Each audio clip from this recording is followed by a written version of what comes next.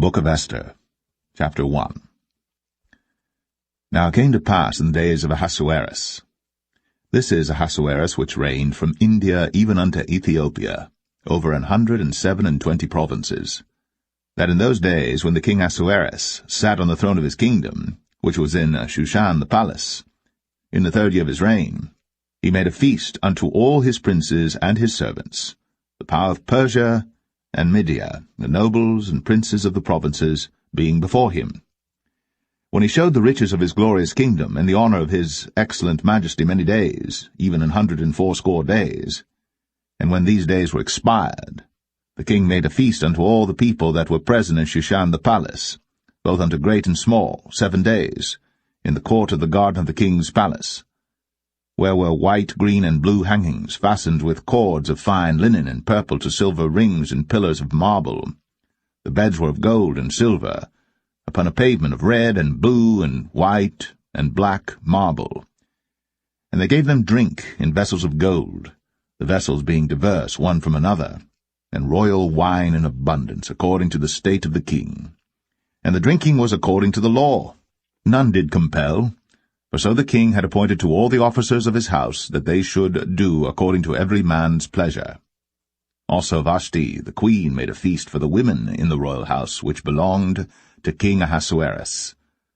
On the 7th day, when the heart of the king was merry with wine, he commanded Mehuman, Biztha, Harbona, Bigtha, and Abagtha, Zethar, and Carcas, the 7 chamberlains that served in the presence of Ahasuerus the king, to bring Vashti the queen before the king with the crown royal, to show the people and the princes her beauty, for she was fair to look on. But the queen Vashti refused to come at the king's commandment by his chamberlains. Therefore was the king very wroth, and his anger burned in him. Then the king said to the wise men, which knew the times, for so was the king's manner toward all that knew law and judgment. And the next unto him was Karshena, Shethar, Admatha, Tarshish, Mares, Marsena, and Memucan, the 7 princes of Persia and Media, which saw the king's face, and which sat the first in the kingdom. What shall we do unto the queen Vashti according to the law, because she hath not performed the commandment of King Ahasuerus by the chamberlains? And Memucan answered before the king and the princes, Vashti the queen hath not done wrong to the king only, but also to all the princes, and to all the people that are in all the provinces of the king Ahasuerus. For this deed of the queen shall come abroad unto all women, so that they shall despise their husbands in their eyes, when it shall be reported, the king Ahasuerus commanded Vashti the queen to be brought in before him, but she came not. Likewise shall the ladies of Persia and Media say this day unto all the king's princes, which have heard of the deed of the queen. Thus shall there arise too much contempt and wrath. If it please the king, let there go a royal commandment from him, and let it be written among the laws of the Persians and the Medes, that it be not altered, that Vashti come no more before King Ahasuerus, and let the king give her royal estate unto another that is better than she. And when the king's decree which he shall make shall be published throughout all his empire, for it is great, all the wives shall give to their husbands honour, both to great and small. And the saying pleased the king and the princes, and the king did according to the word of Memucan. For he sent letters into all the king's provinces, into every province according to the writing thereof, and to every people after their language, that every man should bear rule in his own house, and that it should be published according to the language of every people.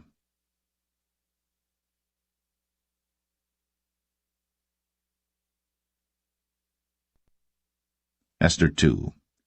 After these things, when the wrath of King Ahasuerus was appeased, he remembered Vashti, and what she had done, and what was decreed against her.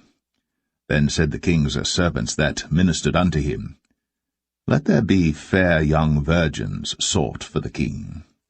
And let the king appoint officers in all the provinces of his kingdom, that they may gather together all the fair young virgins unto Shushan the palace, to the house of the women, unto the custody of Hegai, the king's chamberlain, keeper of the women, and let their things for purification be given them. And let the maiden, which pleaseth the king, be queen instead of Vashti. And the thing pleased the king, and he did so. Now in Shushan the palace there was a certain Jew, whose name was Mordecai the son of Jair, the son of Shimei, the son of Kish, a Benjamite, who had been carried away from Jerusalem with the captivity which had been carried away with Jeconiah king of Judah, whom Nebuchadnezzar the king of Babylon had carried away. And he brought up Hadassah, that is Esther, his uncle's daughter, for she had neither father nor mother, and the maid was fair and beautiful, whom Mordecai, when her father and mother were dead, took for his own daughter. So it came to pass, when the king's commandment and his decree was heard, and when many maidens were gathered together unto Shushan the palace to the custody of Hegai, that Esther was brought also unto the king's house, to the custody of Hegai, keeper of the women. And the maiden pleased him, and she obtained kindness of him, and he speedily gave her her things for purification, with such things as belonged to her, and 7 maidens, which were meet to be given her, out of the king's house. And he preferred her and her maids unto the best place of the house of the women. Esther had not shown her people nor her kindred, for Mordecai had charged her that she should not show it. And Mordecai walked every day before the court of the women's house, to know how Esther did, and what should become of her. Now when every maid's turn was come to go in to King Ahasuerus, after that she had been 12 months, according to the manner of the women, for so were the days of their purifications accomplished, to wit, 6 months with oil of myrrh, and 6 months with sweet odours, and with other things for the purifying of the women. Then thus came every maiden unto the king. Whatsoever she desired was given her to go with her out of the house of the women unto the king's house. In the evening she went, and on the morrow she returned into the second house of the women, to the custody of Shashgaz, the king's chamberlain, which kept the concubines. She came in unto the king no more, except the king delighted in her, and that she were called by name. Now when the turn of Esther, the daughter of Abihail, the uncle of Mordecai, who had taken her for his daughter, was come to go in unto the king, she required nothing but what Hegai the king's chamberlain, the keeper of the women, appointed. And Esther obtained favour in the sight of all them that looked upon her.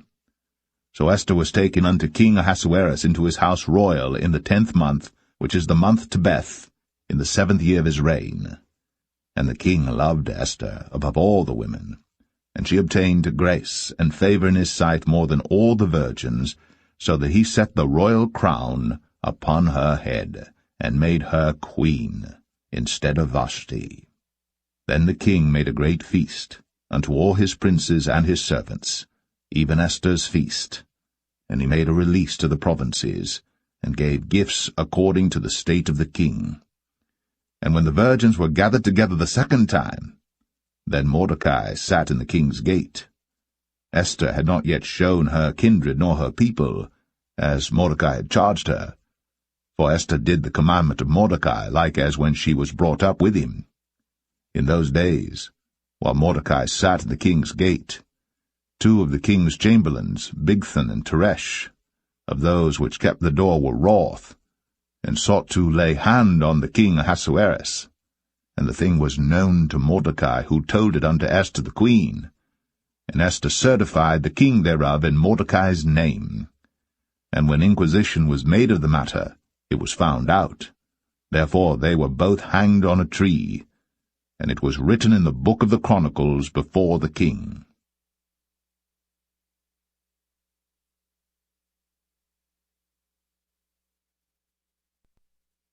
Esther 3. After these things did King Ahasuerus promote Haman, the son of Hammedatha the Agagite, and advanced him, and set his seat above all the princes that were with him. And all the king's servants that were in the king's gate bowed and reverenced Haman, for the king had so commanded concerning him. But Mordecai bowed not, nor did him reverence. Then the king's servants which were in the king's gate said unto Mordecai, Why transgressest thou the king's commandment? Now it came to pass, when they spake daily unto him, and he hearkened not unto them, that they told Haman to see whether Mordecai's matters would stand, for he had told them that he was a Jew. And when Haman saw that Mordecai bowed not, nor did him reverence, then was Haman full of wrath, and he thought scorn to lay hands on Mordecai alone, for they had shown him the people of Mordecai. Wherefore Haman sought to destroy all the Jews that were throughout the whole kingdom of Ahasuerus, even the people of Mordecai. In the 1st month, that is, the month Nisan, in the 12th year of King Ahasuerus, they cast pur, that is, the lot before Haman from day to day, and from month to month, to the 12th month, that is, the month Adar. And Haman said unto King Ahasuerus, There is a certain people scattered abroad and dispersed among the people in all the provinces of thy kingdom, and their laws are diverse from all people, neither keep they the king's laws. Therefore it is not for the king's profit to suffer them. If it please the king, let it be written that they may be destroyed, and I will pay 10,000 talents of silver to the hands of those that have the charge of the business, to bring it into the king's treasuries.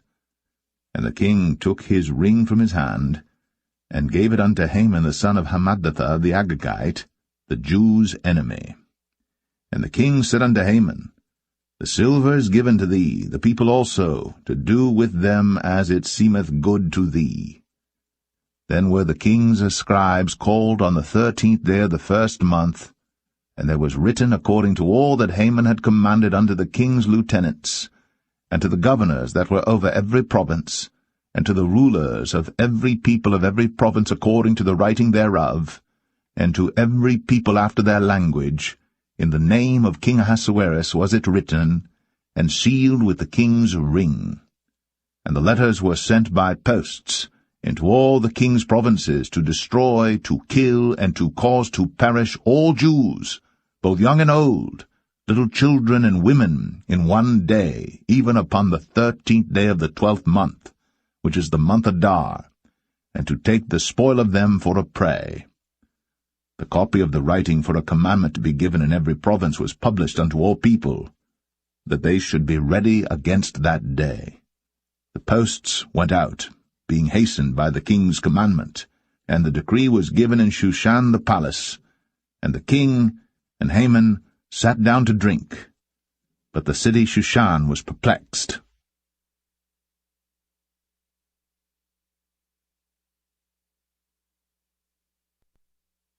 Esther 4.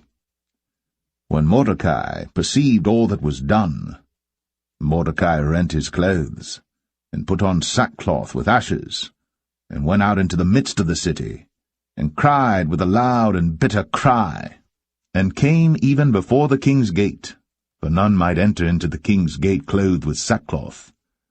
And in every province, whithersoever the king's commandment and his decree came, there was great mourning among the Jews, and fasting, and weeping, and wailing, and many lay in sackcloth and ashes. So Esther's maids and her chamberlains came and told it her. Then was the queen exceedingly grieved, and she sent raiment to clothe Mordecai, and to take away his sackcloth from him. But he received it not. Then called Esther for Hatach, one of the king's chamberlains, whom he had appointed to attend upon her, and gave him a commandment to Mordecai, to know what it was and why it was. So Hatach went forth to Mordecai unto the street of the city which was before the king's gate. And Mordecai told him of all that had happened unto him, and of the sum of the money that Haman had promised to pay to the king's treasuries for the Jews to destroy them.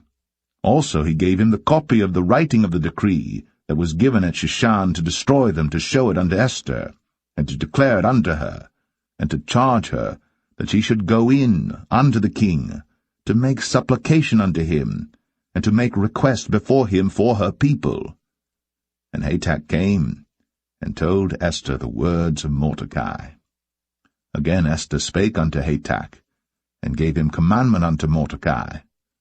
All the king's servants and all the people of the king's provinces do know that whosoever, whether man or woman, shall come unto the king into the inner court, who is not called, there is one law of his, to put him to death, except such to whom the king shall hold out the golden scepter, that he may live. but I have not been called to come in unto the king these 30 days. And they told to Mordecai Esther's words. Then Mordecai commanded to answer Esther, Think not with thyself that thou shalt escape in the king's house, more than all the Jews. For if thou altogether holdest thy peace at this time, then shall their enlargement and deliverance arise to the Jews from another place. But thou and thy father's house shall be destroyed. And who knoweth whether thou art come to the kingdom for such a time as this? Then Esther bade them return Mordecai this answer. Go, gather together all the Jews that are present in Shushan, and fast ye for me, and neither eat nor drink 3 days, night or day. I also and my maidens will fast likewise, and so will I go in unto the king, which is not according to the law. And if I perish, I perish. So Mordecai went his way, and did according to all that Esther had commanded him.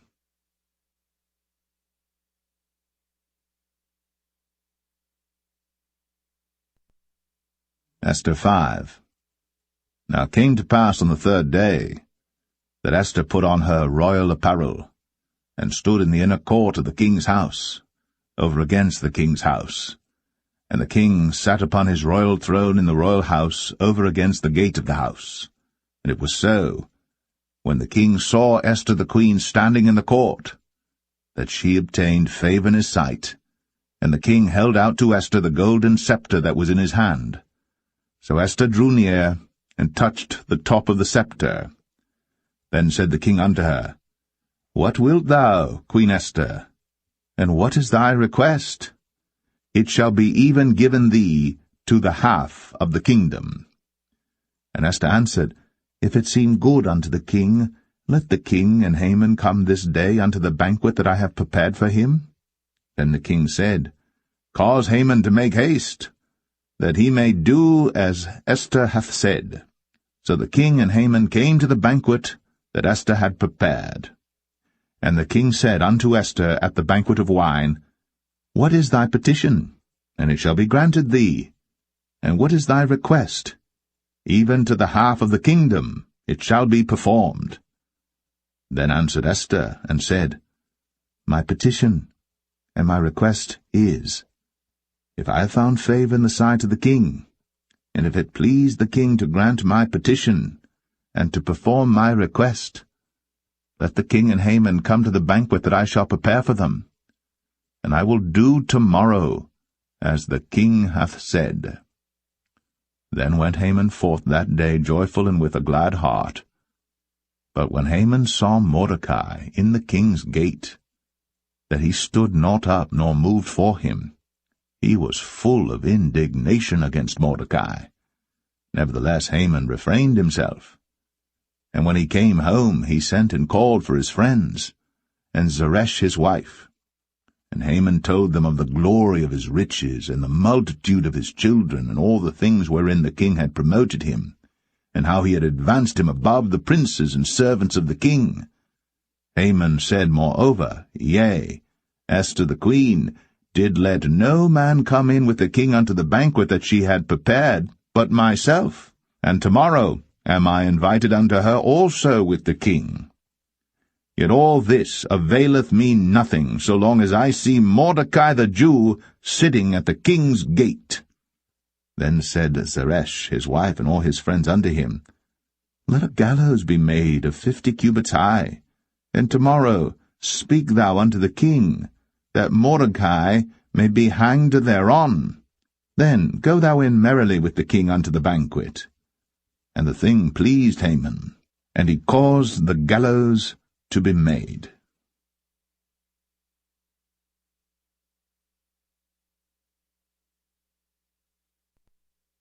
Esther 6. On that night could not the king sleep, and he commanded to bring the book of records of the Chronicles, and they were read before the king. And it was found written that Mordecai had told of Bigthana and Teresh, 2 of the king's chamberlains, the keepers of the door, who sought to lay hand on the king Ahasuerus, And the king said, What honor and dignity hath been done to Mordecai for this? Then said the king's servants that ministered unto him, There is nothing done for him. And the king said, Who is in the court? Now Haman was come into the outward court of the king's house, to speak unto the king, to hang Mordecai on the gallows that he had prepared for him. And the king's servants said unto him, Behold, Haman standeth in the court. And the king said, Let him come in. So Haman came in. And the king said unto him, What shall be done unto the man whom the king delighteth to honor? Now Haman thought in his heart, To whom would the king delight to honor, more than to myself? And Haman answered the king, For the man whom the king delighteth to honor. Let the royal apparel be brought which the king useth to wear, and the horse that the king rideth upon, and the crown royal which is set upon his head. And let this apparel and horse be delivered to the hand of one of the king's most noble princes, that they may array the man withal whom the king delighteth to honor, and bring him on horseback through the street of the city, and proclaim before him, Thus shall it be done to the man whom the king delighteth to honor. Then the king said to Haman, Make haste, and take the apparel and the horse, as thou hast said, and do even so to Mordecai the Jew, that sitteth at the king's gate. Let nothing fail of all that thou hast spoken. Then took Haman the apparel and the horse, and arrayed Mordecai, and brought him on horseback through the street of the city, and proclaimed before him, Thus shall it be done unto the man whom the king delighteth to honor. And Mordecai came again to the king's gate. But Haman hasted to his house, mourning, and having his head covered. And Haman told Zeresh his wife, and all his friends, everything that had befallen him. Then said his wise men, and Zeresh his wife unto him, If Mordecai be of the seed of the Jews, before whom thou hast begun to fall, thou shalt not prevail against him, but shalt surely fall before him. And while they were yet talking with him, came the king's chamberlains, and hasted to bring Haman unto the banquet that Esther had prepared.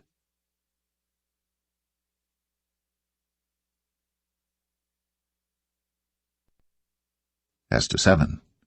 So the king and Haman came to banquet with Esther the queen. And the king said again unto Esther on the second day at the banquet of wine, What is thy petition, Queen Esther? And it shall be granted thee. And what is thy request? And it shall be performed, even to the half of the kingdom. Then Esther the queen answered and said, If I have found favor in thy sight, O king, and if it please the king, let my life be given me at my petition, and my people at my request. For we are sold, I and my people, to be destroyed, to be slain, and to perish. But if we had been sold for bondmen and bondwomen, I had held my tongue, although the enemy could not countervail the king's damage. Then the king Ahasuerus answered and said unto Esther the queen, Who is he? And where is he that durst presume in his heart to do so? And Esther said, The adversary and enemy is this wicked Haman. Then Haman was afraid before the king and the queen. And the king, arising from the banquet of wine, in his wrath went into the palace garden. And Haman stood up to make request for his life to Esther the queen, for he saw that there was evil determined against him by the king. Then the king returned out of the palace garden into the place of the banquet of wine. And Haman was fallen upon the bed, whereon Esther was. Then said the king, Will he force the queen also before me in the house? As the word went out of the king's mouth, they covered Haman's face. And Harbona, one of the chamberlains, said before the king, Behold also the gallows, 50 cubits high, which Haman had made for Mordecai, who had spoken good for the king, standeth in the house of Haman. Then the king said, Hang him thereon. So they hanged Haman on the gallows that he had prepared for Mordecai. Then was the king's wrath pacified.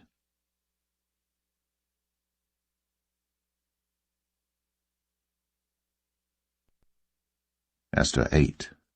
On that day did the king Ahasuerus give the house of Haman, the Jews' enemy, unto Esther the queen. And Mordecai came before the king, for Esther had told what he was unto her. And the king took off his ring, which he had taken from Haman, and gave it unto Mordecai. And Esther set Mordecai over the house of Haman. And Esther spake yet again before the king, and fell down at his feet, and besought him with tears to put away the mischief of Haman the Agagite, and his device that he had devised against the Jews. Then the king held out the golden scepter toward Esther. So Esther arose, and stood before the king, and said, If it please the king, and if I have found favor in his sight, and the thing seem right before the king, and I be pleasing in his eyes, let it be written to reverse the letters devised by Haman, the son of Hammedatha, the Agagite, which he wrote to destroy the Jews, which are in all the king's provinces. For how can I endure to see the evil that shall come unto my people? Or how can I endure to see the destruction of my kindred? Then the king Ahasuerus said unto Esther the queen, and to Mordecai the Jew, Behold, I have given Esther the house of Haman, and him they have hanged upon the gallows, because he laid his hand upon the Jews. Write ye also for the Jews, as it liketh you, in the king's name, and seal it with the king's ring. For the writing which is written in the king's name, and sealed with the king's ring, may no man reverse. Then were the king's scribes called at that time in the 3rd month, that is, the month Sivan, on the 23 day thereof. And it was written according to all that Mordecai commanded unto the Jews, and to the lieutenants, and the deputies and rulers of the provinces which are from India unto Ethiopia, 127 provinces, unto every province according to the writing thereof, and unto every people after their language, and to the Jews according to their writing and according to their language. And he wrote in the king Ahasuerus' name, and sealed it with the king's ring, and sent letters by posts, on horseback, and riders on mules, camels, and young dromedaries, wherein the king granted the Jews which were in every city to gather themselves together, and to stand for their life, to destroy, to slay, and to cause to perish all the power of the people in province that would assault them, both little ones and women, and to take the spoil of them for a prey. Upon one day in all the provinces of King Ahasuerus, namely, upon the 13th day of the 12th month, which is the month Adar, the copy of the writing for a commandment to be given in every province was published unto all people, and that the Jews should be ready against that day to avenge themselves on their enemies. So the posts that rode upon mules and camels went out, being hastened and pressed on by the king's commandment. And the decree was given at Shushan the palace. And Mordecai went out from the presence of the king, in royal apparel of blue and white, and with a great crown of gold, and with a garment of fine linen and purple, and the city of Shushan rejoiced and was glad. The Jews had light, and gladness, and joy, and honor. And in every province, and in every city whithersoever the king's commandment and his decree came, the Jews had joy and gladness, a feast and a good day. And many of the people of the land became Jews, for the fear of the Jews fell upon them.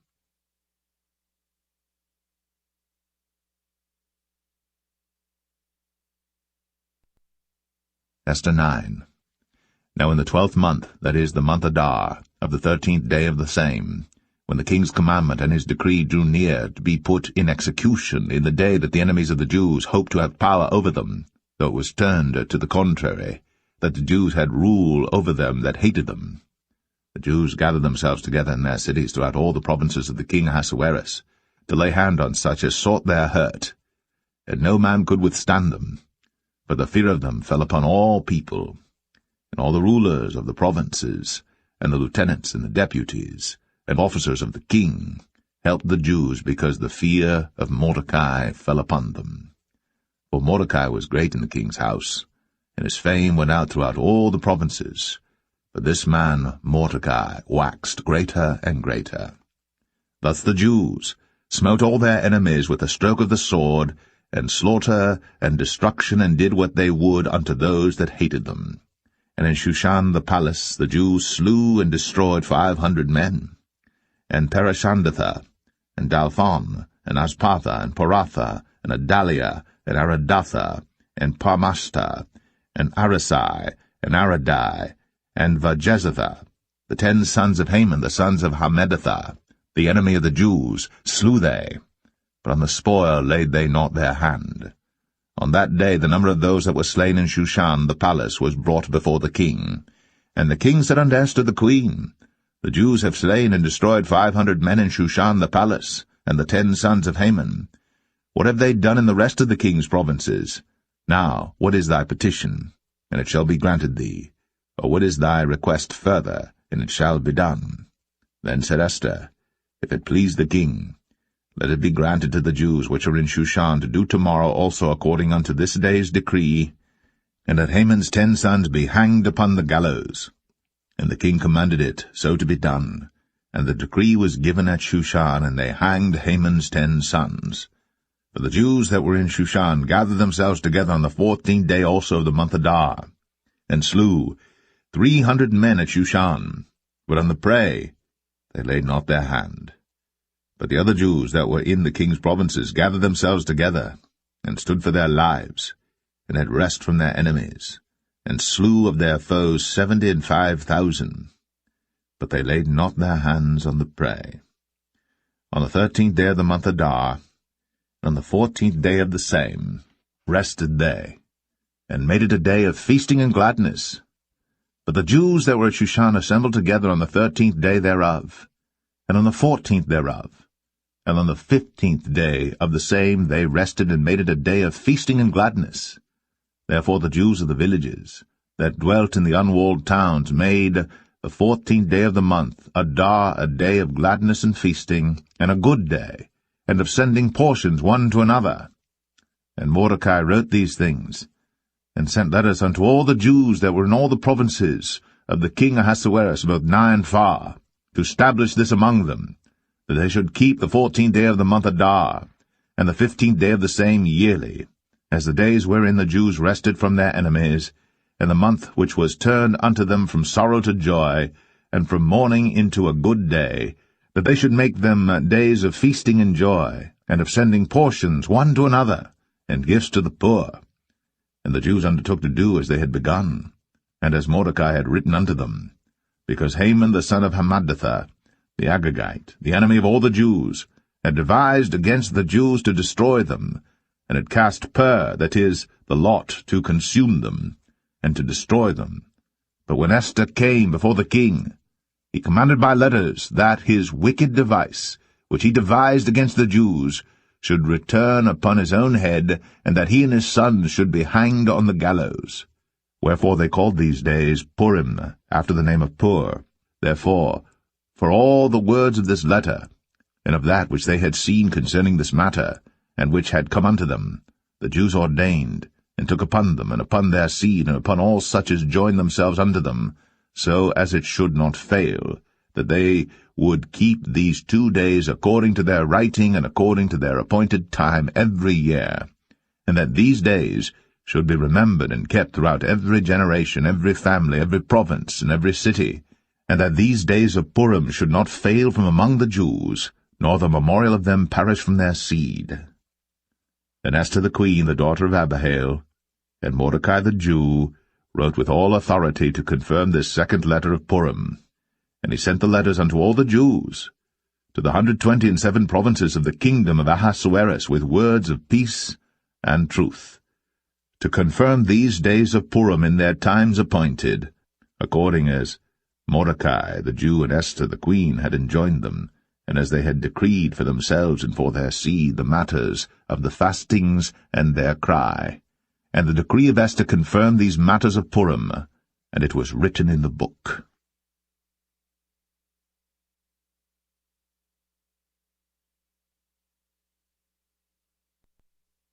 Esther 10. And the king Ahasuerus laid a tribute upon the land, and upon the isles of the sea, and all the acts of his power and of his might, and the declaration of the greatness of Mordecai whereunto the king advanced him, are they not written in the book of the chronicles of the kings of Media and Persia? For Mordecai the Jew was next unto King Ahasuerus, and great among the Jews, and accepted of the multitude of his brethren, seeking the wealth of his people, and speaking peace to all his seed.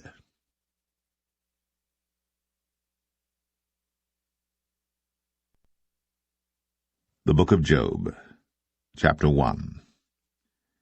There was a man in the land of Uz, whose name was Job, and that man was perfect and upright, and one that feared God, and eschewed evil. And there were born unto him 7 sons and 3 daughters. His substance also was 7,000 sheep, and 3,000 camels, and 500 yoke of oxen, and 500 she-asses, and a very great household, so that this man was the greatest of all the men of the East. And his sons went and feasted in their houses, every one his day, and sent and called for their 3 sisters to eat and to drink with them. And it was so, when the days of their feasting were gone about, that Job sent and sanctified them, and rose up early in the morning, and offered burnt offerings according to the number of them all. For Job said, It may be that my sons have sinned, and cursed God in their hearts. Thus did Job continually. Now there was a day when the sons of God came to present themselves before the Lord, and Satan came also among them. And the Lord said unto Satan, Whence comest thou? Then Satan answered the Lord and said, From going to and fro in the earth, and from walking up and down in it. And the Lord said unto Satan, Hast thou considered my servant Job, that there is none like him in the earth, a perfect and an upright man, one that feareth God, and escheweth evil? Then Satan answered the Lord, and said, Doth Job fear God for naught? Hast not thou made an hedge about him, and about his house, and about all that he hath on every side? Thou hast blessed the work of his hands, and his substance is increased in the land. But put forth thine hand now, and touch all that he hath, and he will curse thee to thy face. And the Lord said unto Satan, Behold, all that he hath is in thy power. Only upon himself put not forth thine hand. So Satan went forth from the presence of the Lord. And there was a day when his sons and his daughters were eating and drinking wine in their eldest brother's house. And there came a messenger unto Job, and said, The oxen were ploughing, and the asses feeding beside them. And the Sabaeans fell upon them, and took them away. Yea, they have slain the servants with the edge of the sword. And I only am escaped alone to tell thee. While he was yet speaking, there came also another, and said, The fire of God is fallen from heaven, and hath burned up the sheep and the servants, and consumed them, and I only am escaped alone to tell thee. While he was yet speaking, there came also another, and said, The Chaldeans made out 3 bands, and fell upon the camels, and have carried them away, yea, and slain the servants with the edge of the sword, and I only have escaped alone to tell thee. While he was yet speaking, there came also another, and said, Thy sons and thy daughters were eating and drinking wine in their eldest brother's house, and behold, there came a great wind from the wilderness, and smote the 4 corners of the house, and it fell upon the young men, and they are dead. And I only am escaped alone to tell thee. Then Job arose, and rent his mantle, and shaved his head, and fell down upon the ground, and worshipped, and said, Naked came I out of my mother's womb, and naked shall I return thither. The Lord gave, and the Lord hath taken away. Blessed be the name of the Lord. In all this, Job sinned not, nor charged God foolishly.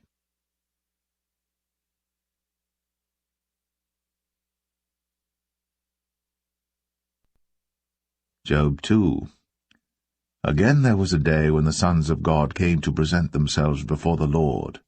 And Satan came also among them to present himself before the Lord. And the Lord said unto Satan, From whence comest thou? And Satan answered the Lord, and said, From going to and fro in the earth, and from walking up and down in it. And the Lord said unto Satan, Hast thou considered my servant Job, that there is none like him in the earth, a perfect and an upright man, one that feareth God and escheweth evil? And still he holdeth fast his integrity, although thou movest me against him to destroy him without cause. And Satan answered the Lord and said, Skin for skin, yea, all that a man hath will he give for his life. But put forth thy hand now, and touch his bone and his flesh, and he will curse thee to thy face. And the Lord said unto Satan, Behold, he is in thine hand, but save his life. So went Satan forth from the presence of the Lord, and smote Job with sore boils, from the sole of his foot unto his crown. And he took him a potsherd to scrape himself withal, and he sat down among the ashes. Then said his wife unto him, Dost thou still retain thine integrity? Curse God, and die. But he said unto her, Thou speakest as one of the foolish women speaketh. What, shall we receive good at the hand of God? And shall we not receive evil? In all this did not Job sin with his lips. Now when Job's 3 friends heard of all this evil that was come upon him, they came every one from his own place, Eliphaz the Temanite, and Bildad the Shuhite, and Zophar the Naamathite, for they had made an appointment together to come to mourn with him, and to comfort him. And when they lifted up their eyes afar off, and knew him not, they lifted up their voice and wept, and they rent every one his mantle, and sprinkled dust upon their heads toward heaven. So they sat down with him upon the ground 7 days and 7 nights, and none spake a word unto him, for they saw that his grief was very great.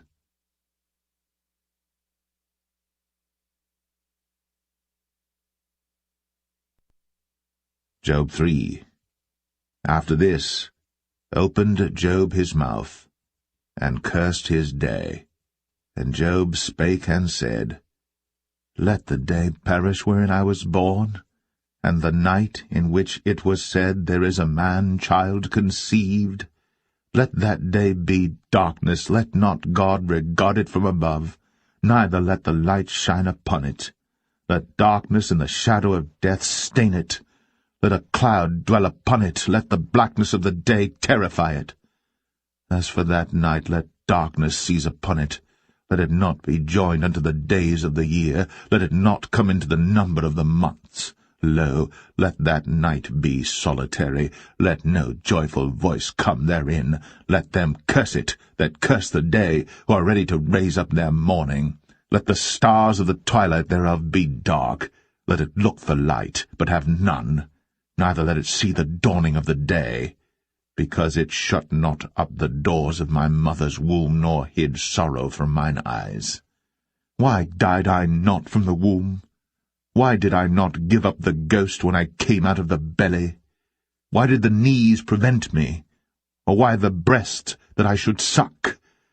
For now should I have lain still and been quiet, I should have slept, then had I been at rest. With kings and counsellors of the earth, which built desolate places for themselves, or with princes that had gold, who filled their houses with silver, or as an hidden untimely birth I had not been, as infants which never saw light. There the wicked cease from troubling, and there the weary be at rest. There the prisoners rest together, they hear not the voice of the oppressor.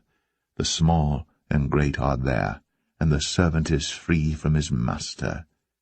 Wherefore is light given to him that is in misery, and life unto the bitter in soul, which long for death, but it cometh not, and dig for it more than for hid treasures, which rejoice exceedingly, and are glad, when they can find the grave. Why is light given to a man whose way is hid, and whom God hath hedged in? For my sighing cometh before I eat, and my roarings are poured out like the waters. For the thing which I greatly feared is come upon me, and that which I was afraid of is come unto me. I was not in safety, neither had I rest, neither was I quiet, yet trouble came.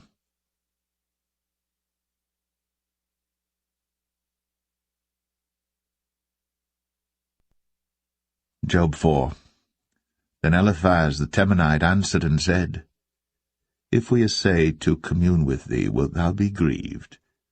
But who can withhold himself from speaking? Behold, thou hast instructed many, and thou hast strengthened the weak hands. Thy words have upholden him that was falling, and thou hast strengthened the feeble knees. But now it is come upon thee, and thou faintest. It toucheth thee, and thou art troubled. Is not this thy fear, thy confidence, thy hope, and the uprightness of thy ways? Remember, I pray thee, who ever perished, being innocent? Or where were the righteous cut off?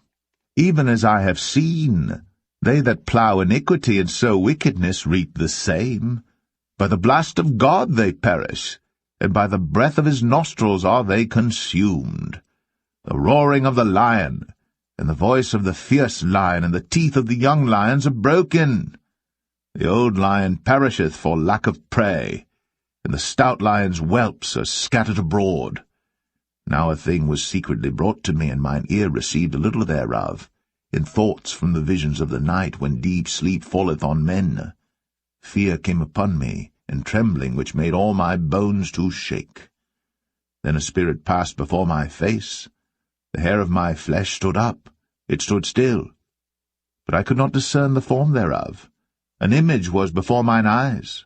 There was silence, and I heard a voice saying, Shall mortal man be more just than God?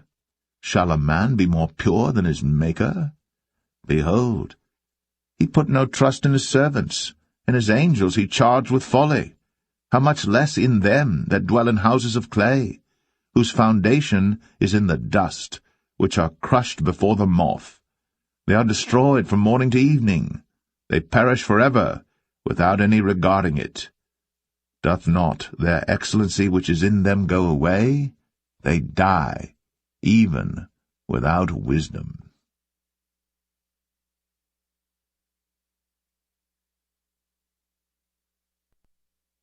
Job 5. Call now if there be any that will answer thee, and to which of the saints wilt thou turn? For wrath killeth the foolish man, and envy slayeth the silly one. I have seen the foolish taking root, but suddenly I cursed his habitation. His children are far from safety, and they are crushed in the gate, neither is there any to deliver them. Whose harvest the hungry eateth up, and taketh it, even out of the thorns, and the robber swalloweth up their substance. Although affliction cometh not forth of the dust, neither doth trouble spring out of the ground. Yet man is born unto trouble, as the sparks fly upward. I would seek unto God, and unto God would I commit my cause, which doeth great things, and unsearchable, marvellous things without number, who giveth rain upon the earth, and sendeth waters upon the fields, who set upon high those that be low, that those which mourn may be exalted to safety. He disappointeth the devices of the crafty, so that their hands cannot perform their enterprise. He taketh the wise in their own craftiness, and the counsel of the froward is carried headlong. They meet with darkness in the daytime, and grope in the noonday as in the night. But he saveth the poor from the sword, from their mouth, and from the hand of the mighty. So the poor hath hope, and iniquity stoppeth her mouth. Behold, happy is the man whom God correcteth. Therefore despise not thou the chastening of the Almighty. For he maketh sore, and bindeth up. He woundeth, and his hands make whole. He shall deliver thee in 6 troubles, yea, in 7 there shall no evil touch thee. In famine he shall redeem thee from death, and in war from the power of the sword. Thou shalt be hid from the scourge of the tongue, neither shalt thou be afraid of destruction when it cometh. At destruction and famine thou shalt laugh, neither shalt thou be afraid of the beast of the earth. For thou shalt be in league with the stones of the field, and the beast of the field shall be at peace with thee. And thou shalt know that thy tabernacle shall be in peace, and thou shalt visit thy habitation, and shalt not sin. Thou shalt know also that thy seed shall be great, and thine offspring as the grass of the earth. Thou shalt come to thy grave in a full age, like as a shock of corn cometh in his season. Lo, this, we have searched it, so it is, hear it, and know thou it for thy good.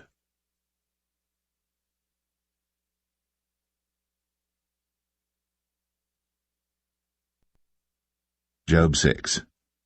But Job answered and said, Oh, that my grief were thoroughly weighed, and my calamity laid in the balances together.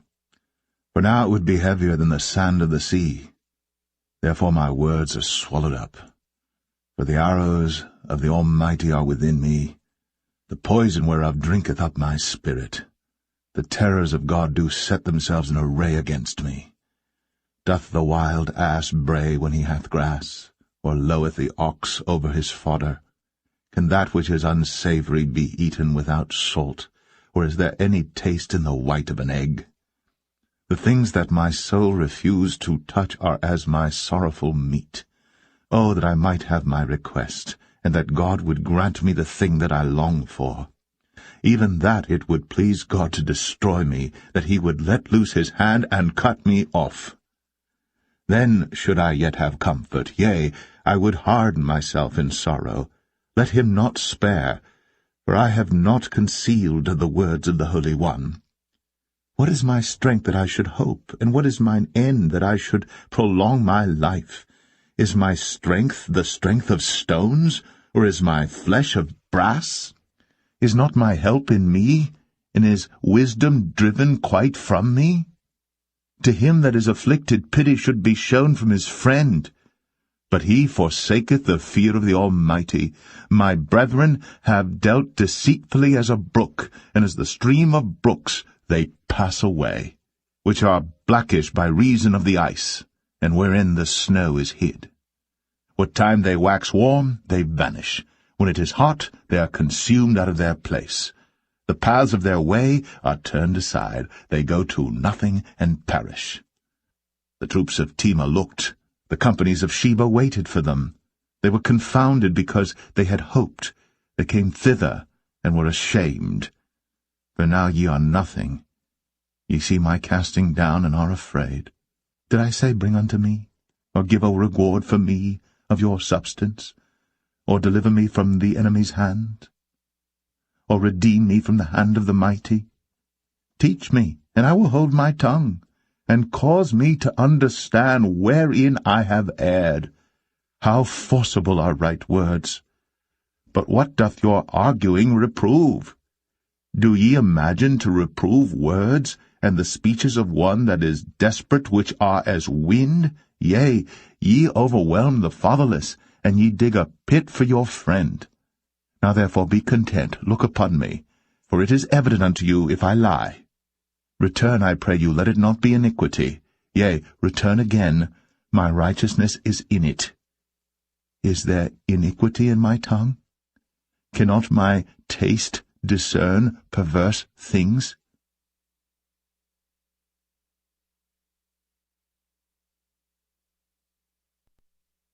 Job 7. Is there not an appointed time to man upon earth? Are not his days also like the days of an hireling? As a servant earnestly desireth the shadow, and as an hireling looketh for the reward of his work, so am I made to possess months of vanity, and wearisome nights are appointed to me. When I lie down, I say, When shall I arise, and the night be gone? And I am full of tossings to and fro unto the dawning of the day. My flesh is clothed with worms and clods of dust. My skin is broken and become loathsome. My days are swifter than a weaver's shuttle, and are spent without hope. Oh, remember that my life is wind. Mine eye shall no more see good. The eye of him that hath seen me shall see me no more. Thine eyes are upon me, and I am not.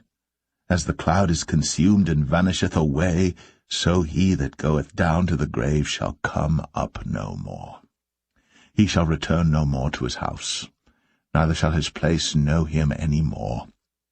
Therefore I will not refrain my mouth. I will speak in the anguish of my spirit. I will complain in the bitterness of my soul.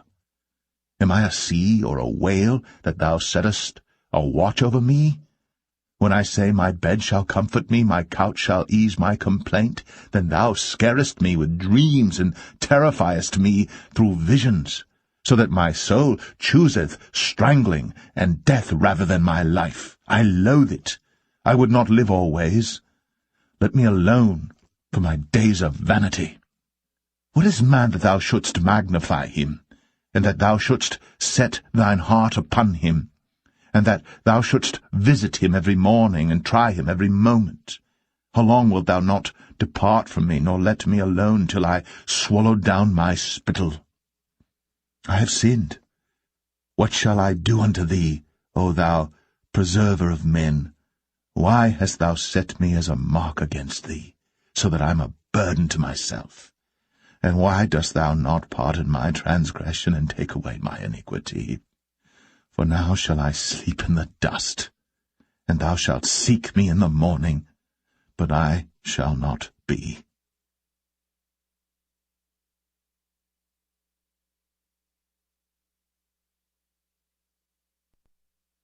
Job 8. Then answered Bildad the Shuhite, and said, How long wilt thou speak these things? And how long shall the words of thy mouth be like a strong wind? Doth God pervert judgment, or doth the Almighty pervert justice? If thy children have sinned against him, and he hath cast them away for their transgression, if thou wouldst seek unto God betimes, and make thy supplication to the Almighty, if thou wert pure and upright, surely now he would awake for thee, and make the habitation of thy righteousness prosperous. Though thy beginning was small, yet thy latter end should greatly increase. For inquire, I pray thee, of the former age, and prepare thyself to the search of their fathers. For we are but of yesterday, and know nothing, because our days upon earth are a shadow. Shall not they teach thee, and tell thee, and utter words out of their heart? Can the rush grow up without mire? Can the flag grow without water? Whilst it is yet in his greenness, and not cut down, it withereth before any other herb. So are the paths of all that forget God, and the hypocrite's hope shall perish. Whose hope shall be cut off, and whose trust shall be a spider's web?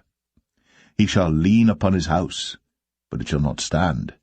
He shall hold it fast, but it shall not endure. He is green before the sun, and his branch shooteth forth in his garden. His roots are wrapped about the heap, and seeth the place of stones. If he destroy him from his place, then it shall deny him, saying, I have not seen thee. Behold, this is the joy of his way, and out of the earth shall others grow. Behold, God will not cast away a perfect man, neither will he help the evildoers, till he fill thy mouth with laughing, and thy lips with rejoicing.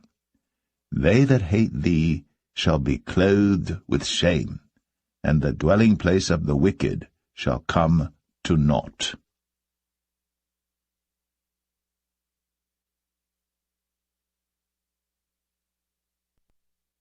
Job 9. Then Job answered and said, I know it is so of a truth. But how should man be just with God? If he will contend with him, he cannot answer him 1 of 1,000. He is wise in heart, and mighty in strength. Who hath hardened himself against him, and hath prospered? Which removeth the mountains, and they know not? Which overturneth them in his anger? Which shaketh the earth out of her place, and the pillars thereof tremble? Which commandeth the sun, and it riseth not, and sealeth up the stars? Which alone spreadeth out the heavens, and treadeth upon the waves of the sea? Which maketh Arcturus, Orion, and Pleiades, and the chambers of the south? Which doeth great things past finding out, yea, and wonders without number? Lo, he goeth by me, and I see him not. He passeth on also, but I perceive him not. Behold, he taketh away. Who can hinder him? Who will say unto him, What doest thou? If God will not withdraw his anger, the proud helpers do stoop under him. how much less shall I answer him, and choose out my words to reason with him? Whom, though I were righteous, yet would I not answer, but I would make supplication to my judge. If I had called, and he had answered me, yet would I not believe that he had hearkened unto my voice. For he breaketh me with a tempest, and multiplieth my wounds without cause. He will not suffer me to take my breath, but filleth me with bitterness. If I speak of strength, lo, he is strong. And if of judgment, who shall set me a time to plead? If I justify myself, mine own mouth shall condemn me. If I say I am perfect, it shall also prove me perverse. Though I were perfect, yet would I not know my soul. I would despise my life. This is one thing, therefore I said it. He destroyeth the perfect and the wicked. If the scourge slay suddenly, he will laugh at the trial of the innocent. The earth is given into the hand of the wicked. He covereth the faces of the judges thereof. If not, where and who is he? Now my days are swifter than a post. They flee away. They see no good. They are passed away as the swift ships, as the eagle that hasteth to the prey. If I say, I will forget my complaint, I will leave off my heaviness, and comfort myself. I am afraid of all my sorrows. I know that thou wilt not hold me innocent. If I be wicked, why then labour I in vain? If I wash myself with snow water, and make my hands never so clean, yet shalt thou plunge me in the ditch, and mine own clothes shall abhor me. For he is not a man as I am, that I should answer him, and we should come together in judgment. Neither is there any daysman betwixt us, that might lay his hand upon us both. Let him take his rod away from me, and let not his fear terrify me. Then would I speak, and not fear him. But it is not so with me.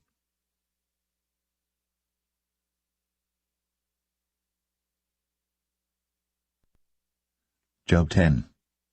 My soul is weary of my life. I will leave my complaint upon myself.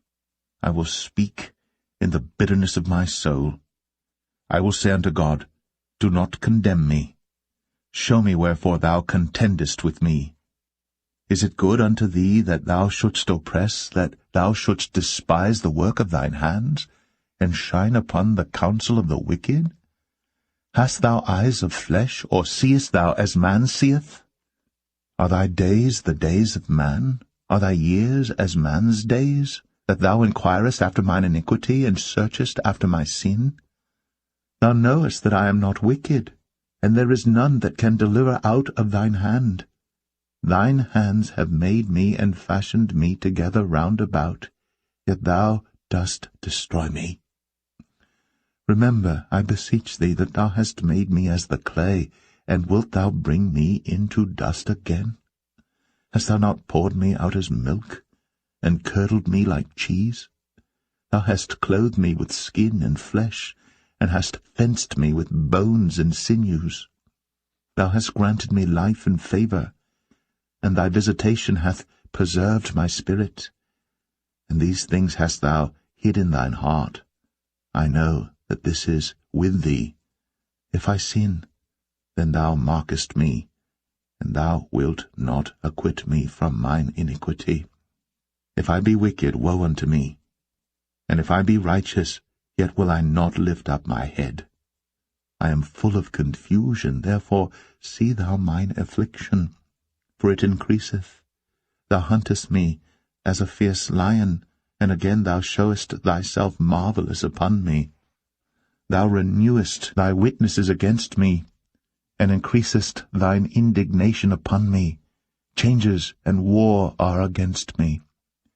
Wherefore then hast thou brought me forth out of the womb? Oh, that I had given up the ghost, and no eye had seen me. I should have been as though I had not been.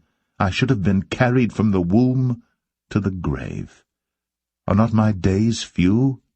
Cease then, and let me alone, that I may take comfort a little before I go whence I shall not return, even to the land of darkness and the shadow of death, a land of darkness as darkness itself, and of the shadow of death, without any order, and where the light is as darkness.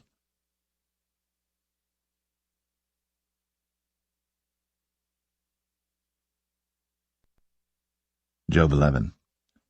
Then answered Zophar the Naamathite, and said, Should not the multitude of words be answered? And should a man full of talk be justified? Should thy lies make men hold their peace? And when thou mockest, shall no man make thee ashamed? For thou hast said, My doctrine is pure, and I am clean in thine eyes. But oh, that God would speak and open his lips against thee, and that he would show thee the secrets of wisdom, that they are double to that which is. Know therefore that God exacteth of thee less than thine iniquity deserveth. Canst thou by searching find out God?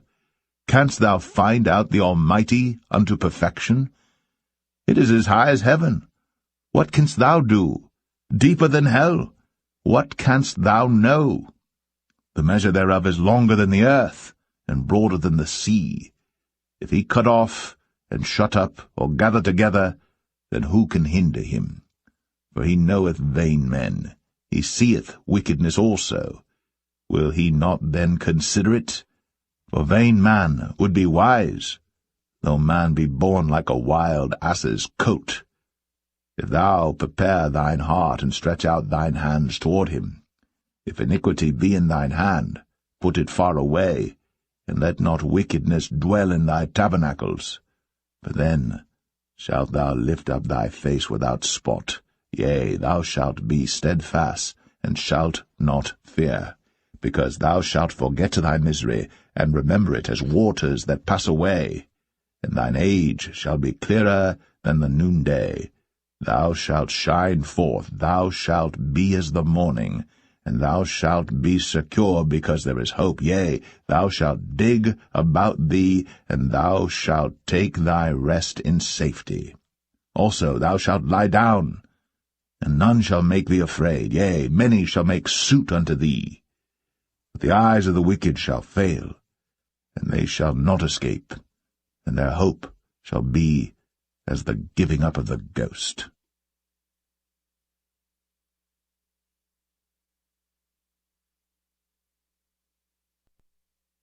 Job 12.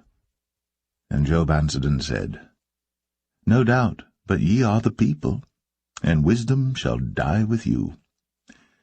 But I have understanding as well as you. I am not inferior to you, yea, who knoweth not such things as these? I am as one mocked of his neighbour, who calleth upon God, and he answereth him. The just upright man is laughed to scorn. He that is ready to slip with his feet is as a lamp despised in the thought of him that is at ease. The tabernacles of robbers prosper, and they that provoke God are secure, into whose hand God bringeth abundantly. But ask now the beasts, and they shall teach thee, and the fowls of the air, and they shall tell thee, or speak to the earth, and it shall teach thee, and the fishes of the sea shall declare unto thee. Who knoweth not in all these that the hand of the Lord hath wrought this, in whose hand is the soul of every living thing, and the breath of all mankind? Doth not the ear try words, and the mouth taste his meat? With the ancient is wisdom, and in length of days understanding. With him is wisdom and strength, he hath counsel and understanding. Behold, he breaketh down, and it cannot be built again. He shutteth up a man, and there can be no opening. Behold, he withholdeth the waters, and they dry up. Also he sendeth them out, and they overturn the earth. With him is strength and wisdom. The deceived and the deceiver are his. He leadeth counselors away spoiled, and maketh the judges fools. He looseth the bond of kings, and girdeth their loins with a girdle. He leadeth princes away spoiled, and overthroweth the mighty. He removeth away the speech of the trusty, and taketh away the understanding of the aged. He poureth contempt upon princes, and weakeneth the strength of the mighty.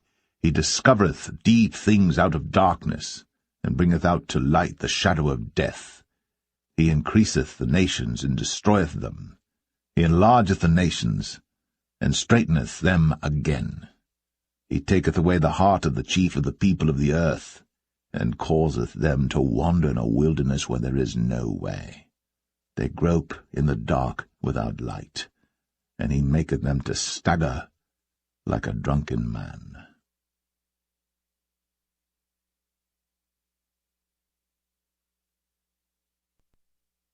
Job 13. Lo, mine eye hath seen all this, mine ear hath heard and understood it. What ye know, the same do I know also. I am not inferior unto you. Surely I would speak to the Almighty, and I desire to reason with God. For ye are forgers of lies, ye are all physicians of no value. O that ye would altogether hold your peace, and it should be your wisdom. Hear now my reasoning, and hearken to the pleadings of my lips. Will ye speak wickedly for God, and talk deceitfully for him? Will ye accept his person? Will ye contend for God? Is it good that he should search you out? Or as one man mocketh another, do ye so mock him? He will surely reprove you if ye do secretly accept persons. Shall not his excellency make you afraid, and his dread fall upon you? Your remembrances are like unto ashes, your bodies to bodies of clay. Hold your peace, let me alone that I may speak, and let come on me what will. Wherefore do I take my flesh in my teeth, and put my life in mine hand? Though he slay me, yet will I trust in him. But I will maintain mine own ways before him. He also shall be my salvation. For an hypocrite shall not come before him. Hear diligently my speech, and my declaration with your ears. Behold now, I have ordered my cause. I know that I shall be justified. Who is he that will plead with me? For now, if I hold my tongue, I shall give up the ghost. Only do not two things unto me. Then will I not hide myself from thee. Withdraw thine hand far from me, and let not thy dread make me afraid. Then call thou, and I will answer. Or let me speak, and answer thou me. How many are mine iniquities and sins? Make me to know my transgression and my sin. Wherefore hidest thou thy face, and holdest me for thine enemy? Wilt thou break a leaf driven to and fro? And wilt thou pursue the dry stubble?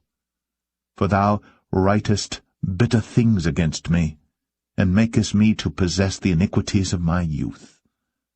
Thou puttest my feet also in the stocks, and lookest narrowly unto all my paths.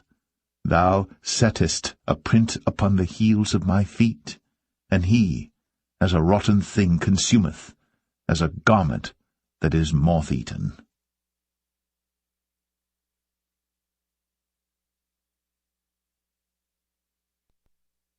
Job 14.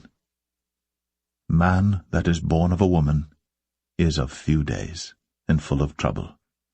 He cometh forth like a flower, and is cut down. He fleeth also as a shadow, and continueth not. And dost thou open thine eyes upon such an one, and bringest me into judgment with thee? Who can bring a clean thing out of an unclean? Not one.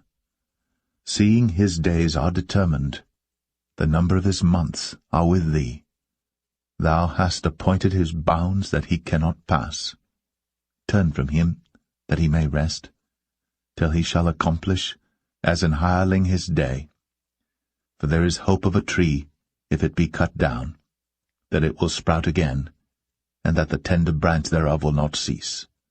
Though the root thereof wax old in the earth, and the stalk thereof die in the ground, yet through the scent of the water it will bud, and bring forth boughs like a plant.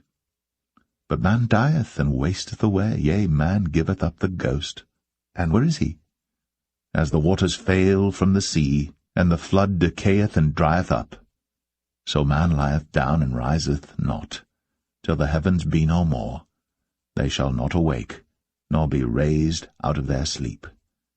Oh, that thou wouldst hide me in the grave, that thou wouldst keep me secret, until thy wrath be past, that thou wouldst appoint me a set time and remember me. If a man die, shall he live again? All the days of my appointed time will I wait, till my change come. Thou shalt call, and I will answer thee. Thou wilt have a desire to the work of thine hands. For now thou numberest my steps. Dost thou not watch over my sin? My transgression is sealed up in a bag, and thou sewest up mine iniquity. And surely the mountain falling cometh to naught, and the rock is removed out of his place. The waters wear the stones. Thou washest away the things which grow out of the dust of the earth, and thou destroyest the hope of man. Thou prevailest for ever against him, and he passeth. Thou changest his countenance, and sendest him away. His sons come to honour, and he knoweth it not. And they are brought low, but he perceiveth it not of them. But his flesh upon him shall have pain, and his soul within him shall mourn.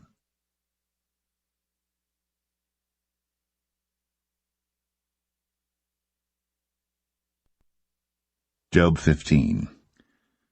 Then answered Eliphaz the Temanite, and said, Should a wise man utter vain knowledge, and fill his belly with the east wind? Should he reason with unprofitable talk, or with speeches wherewith he can do no good? Yea, thou castest off fear, and restrainest prayer before God. For thy mouth uttereth thine iniquity, and thou choosest the tongue of the crafty. Thine own mouth condemneth thee, and not I. Yea, thine own lips testify against thee. Art thou the first man that was born, or wast thou made before the hills? Hast thou heard the secret of God, and dost thou restrain wisdom to thyself? What knowest thou that we know not? What understandest thou which is not in us? With us are both the grey-headed and very aged men, much elder than thy father. Are the consolations of God small with thee? Is there any secret thing with thee? Why doth thine heart carry thee away? And what do thy eyes wink at, that thou turnest thy spirit against God, and lettest such words go out of thy mouth? What is man that he should be clean, and he which is born of a woman that he should be righteous? Behold, he putteth no trust in his saints, yea, the heavens are not clean in his sight. How much more abominable and filthy is man, which drinketh iniquity like water? I will show thee, hear me, and that which I have seen I will declare, which wise men have told from their fathers, and have not hid it, unto whom alone the earth was given, and no stranger passed among them. The wicked man travaileth with pain all his days, and the number of years is hidden to the oppressor. A dreadful sound is in his ears. In prosperity the destroyer shall come upon him. He believeth not that he shall return out of darkness, and he is waited for of the sword. He wandereth abroad for bread, saying, Where is it? He knoweth that the day of darkness is ready at his hand. Trouble and anguish shall make him afraid. They shall prevail against him as a king ready to the battle. For he stretcheth out his hand against God, and strengtheneth himself against the Almighty. He runneth upon him, even on his neck, upon the thick bosses of his bucklers, because he covereth his face with his fatness, and maketh collops of fat on his flanks.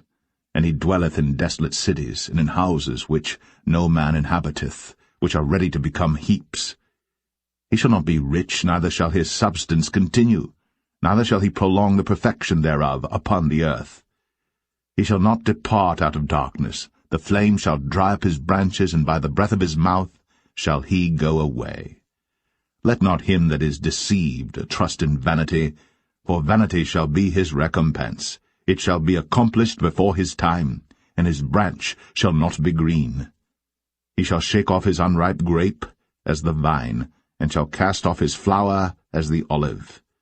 For the congregation of hypocrites shall be desolate, and fire shall consume the tabernacles of bribery. They conceive mischief, and bring forth vanity, and their belly prepareth deceit.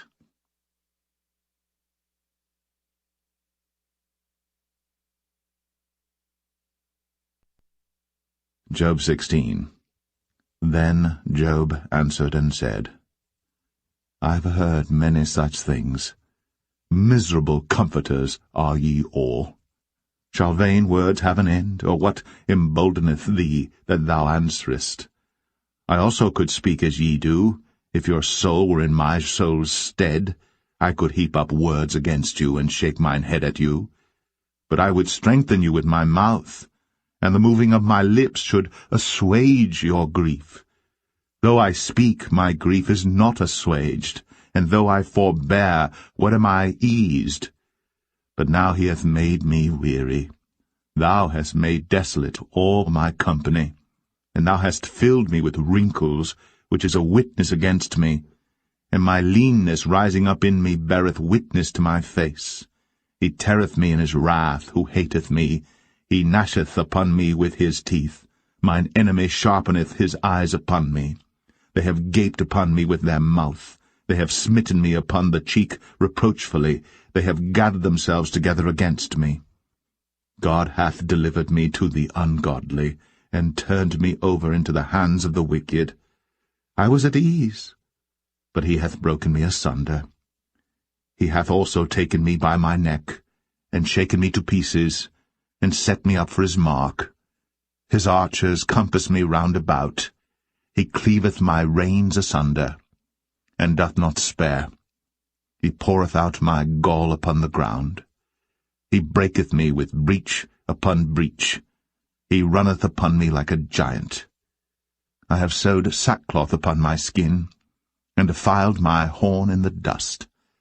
My face is foul with weeping, and on my eyelids is the shadow of death.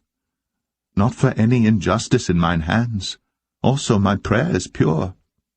O earth, cover not thou my blood, and let my cry have no place.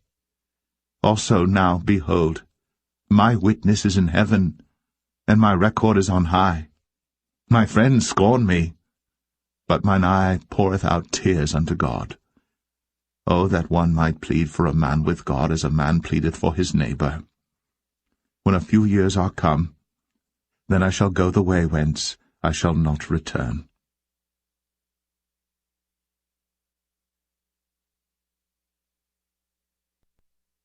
Job 17. My breath is corrupt. My days are extinct. The graves are ready for me. Are there not mockers with me? And doth not mine eye continue in their provocation? Lay down now, put me in the surety with thee. Who is he that will strike hands with me? For thou hast hid their heart from understanding. Therefore shalt thou not exalt them. He that speaketh flattery to his friends, even the eyes of his children shall fail. He hath made me also a byword of the people, and aforetime I was as a tabret. Mine eye also is dim by reason of sorrow, and all my members are as a shadow. Upright men shall be astonied at this, and the innocent shall stir up himself against the hypocrite. The righteous also shall hold on his way, and he that hath clean hands shall be stronger and stronger. But as for you all, do ye return and come now? For I cannot find one wise man among you. My days are past, my purposes are broken off, even the thoughts of my heart. They change the night into day. The light is short because of darkness. If I wait, the grave is mine house. I have made my bed in the darkness. I have said to corruption, Thou art my father. To the worm, Thou art my mother, and my sister. And where is now my hope? As for my hope, who shall see it? They shall go down to the bars of the pit, when our rest together is in the dust.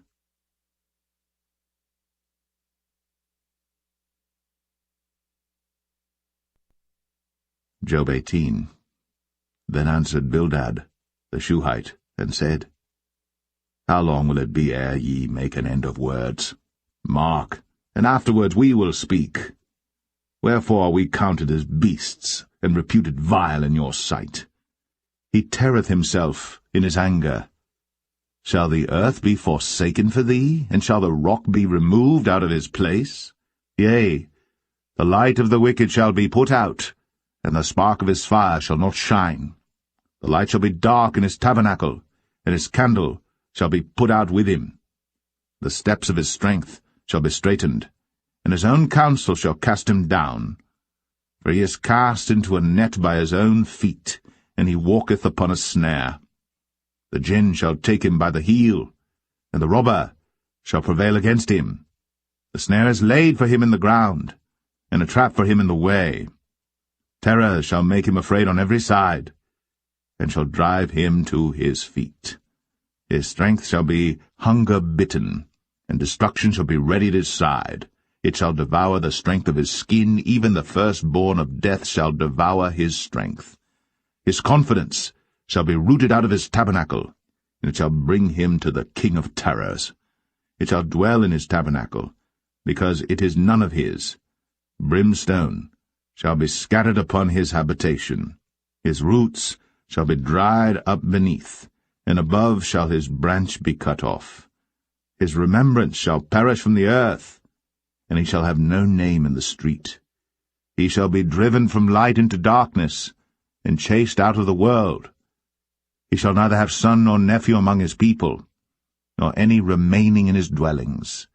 They that come after him shall be astonied at his day, as they that went before were affrighted. Surely such are the dwellings of the wicked, and this is the place of him that knoweth not God.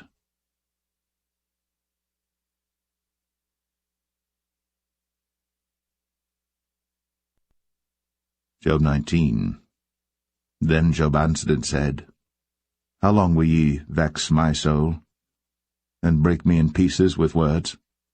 These 10 times have ye reproached me. Ye are not ashamed that ye make yourselves strange to me? And be it indeed that I have erred, mine error remaineth with myself. If indeed ye will magnify yourselves against me, and plead against me my reproach, know now that God hath overthrown me, and hath compassed me with his net.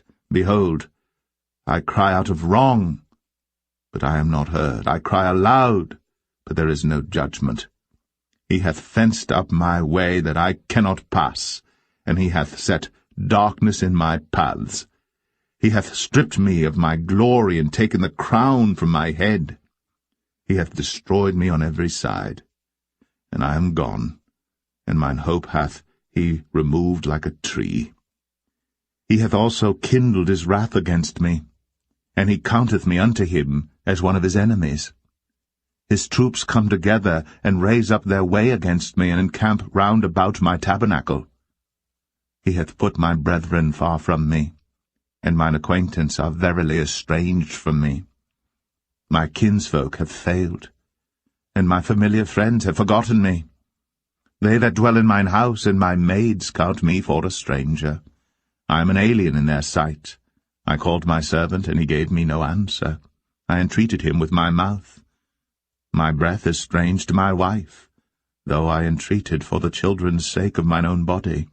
Yea, young children despised me. I arose, and they spake against me.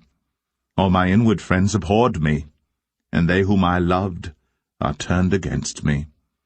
My bone cleaveth to my skin and to my flesh, and I am escaped with the skin of my teeth. Have pity upon me, have pity upon me, O ye my friends, for the hand of God hath touched me. Why do ye persecute me as God, and are not satisfied with my flesh?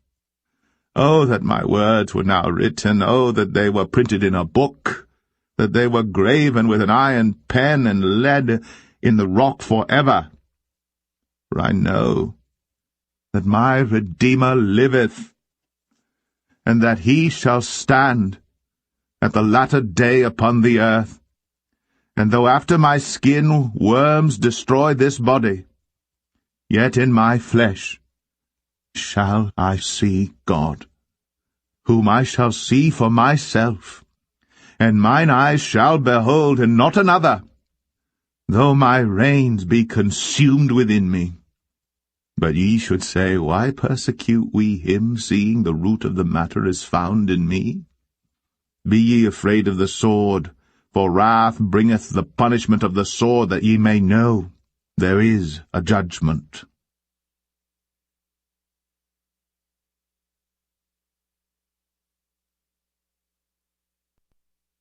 Job 20. Then answered Zophar the Naamathite, and said, Therefore do my thoughts cause me to answer, and for this I make haste. I have heard the check of my reproach, and the spirit of my understanding causeth me to answer. Knowest thou not this of old, since man was placed upon earth, that the triumphing of the wicked is short, and the joy of the hypocrite but for a moment? Though his excellency mount up to the heavens, and his head reach unto the clouds, yet he shall perish for ever like his own dung. They which have seen him shall say, Where is he?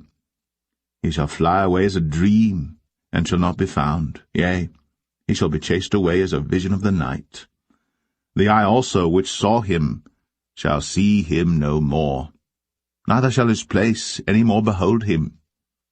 His children shall seek to please the poor, and his hands shall restore their goods.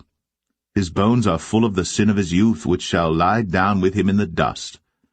Though wickedness be sweet in his mouth, though he hide it under his tongue, though he spare it, and forsake it not, but keep it still within his mouth, yet his meat in his bowels is turned. It is the gall of asps within him. He hath swallowed down riches, and he shall vomit them up again. God shall cast them out of his belly. He shall suck the poison of asps. The viper's tongue shall slay him. He shall not see the rivers, the floods, the brooks of honey and butter. That which he laboured for shall he restore, and shall not swallow it down. According to his substance shall the restitution be, and he shall not rejoice therein. Because he hath oppressed, and hath forsaken the poor, because he hath violently taken away an house which he builded not. Surely he shall not feel quietness in his belly. He shall not save of that which he desired. There shall none of his meat be left. Therefore shall no man look for his goods. In the fullness of his sufficiency he shall be in straits. Every hand of the wicked shall come upon him. When he is about to fill his belly, God shall cast the fury of his wrath upon him, and shall rain it upon him while he is eating. He shall flee from the iron weapon, and the bow of steel shall strike him through. It is drawn, and cometh out of the body, yea, the glittering sword cometh out of his gall, terrors are upon him. All darkness shall be hid in his secret places. A fire not blown shall consume him. It shall go ill with him that is left in his tabernacle. The heaven shall reveal his iniquity, and the earth shall rise up against him. The increase of his house shall depart, and his goods shall flow away in the day of his wrath. This is the portion of a wicked man from God, and the heritage appointed unto him by God.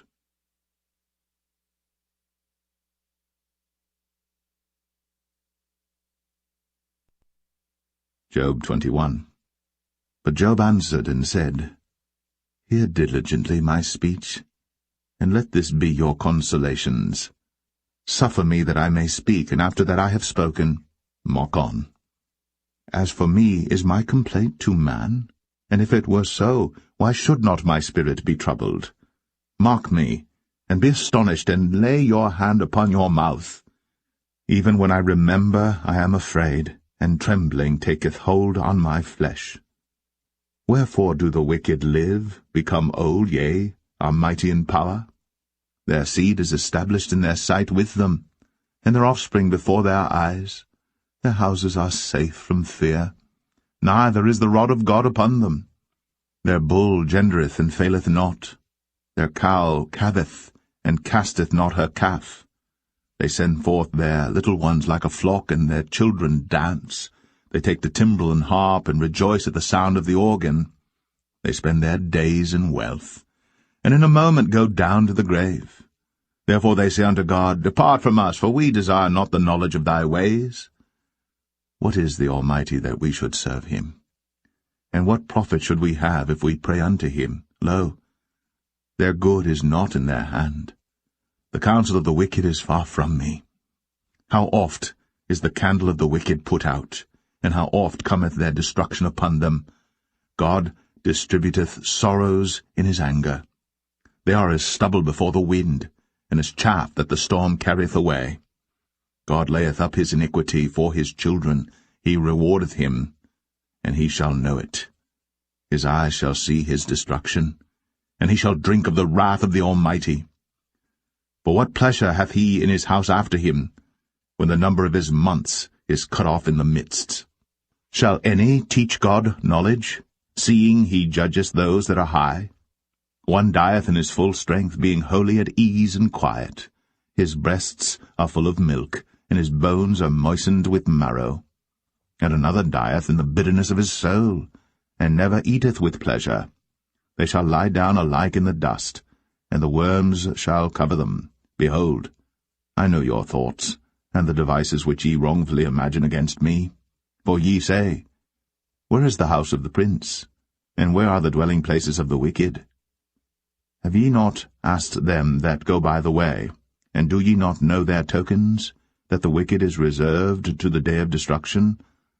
They shall be brought forth to the day of wrath. Who shall declare his way to his face, and who shall repay him what he hath done?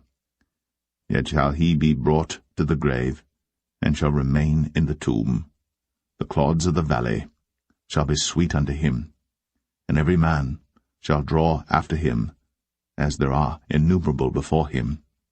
How then comfort ye me in vain, seeing in your answers there remaineth falsehood?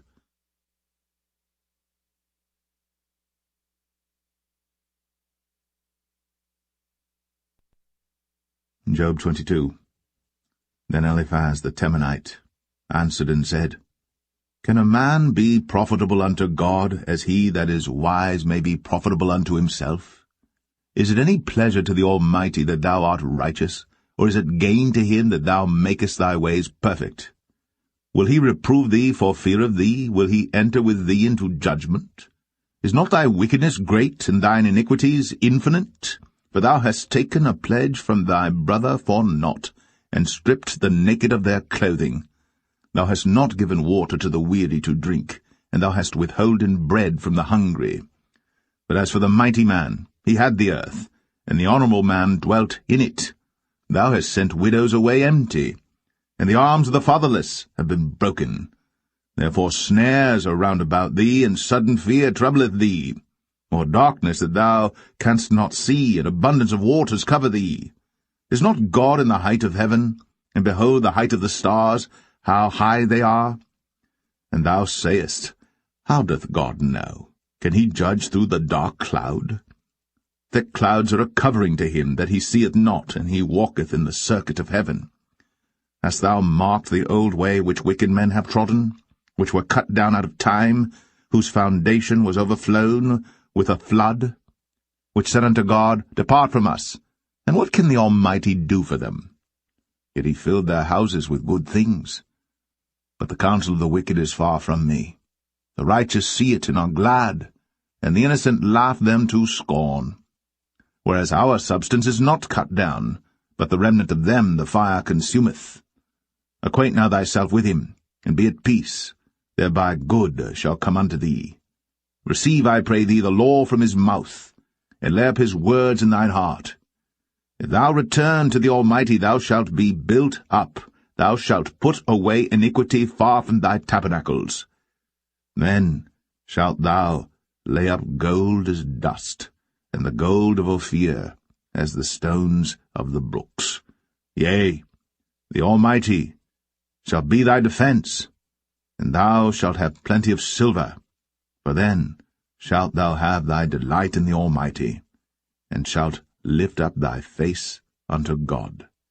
Thou shalt make thy prayer unto him, and he shall hear thee, and thou shalt pay thy vows. Thou shalt also decree a thing, and it shall be established unto thee, and the light shall shine upon thy ways. When men are cast down, then thou shalt say, There is lifting up, and he shall save the humble person. He shall deliver the island of the innocent, and it is delivered by the pureness of thine hands.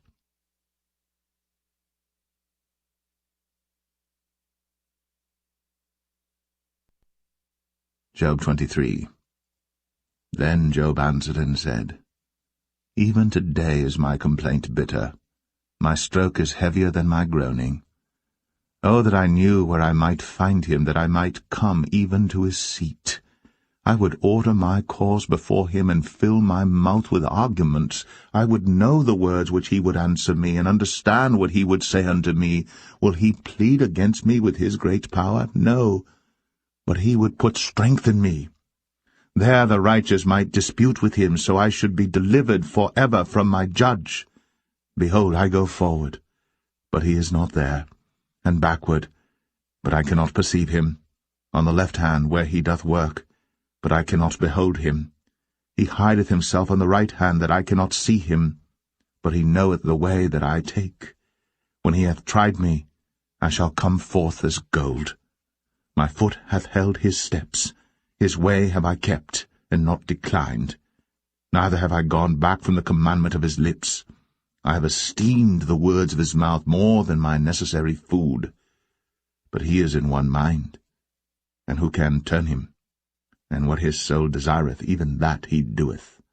For he performeth the thing that is appointed for me, and many such things are with him.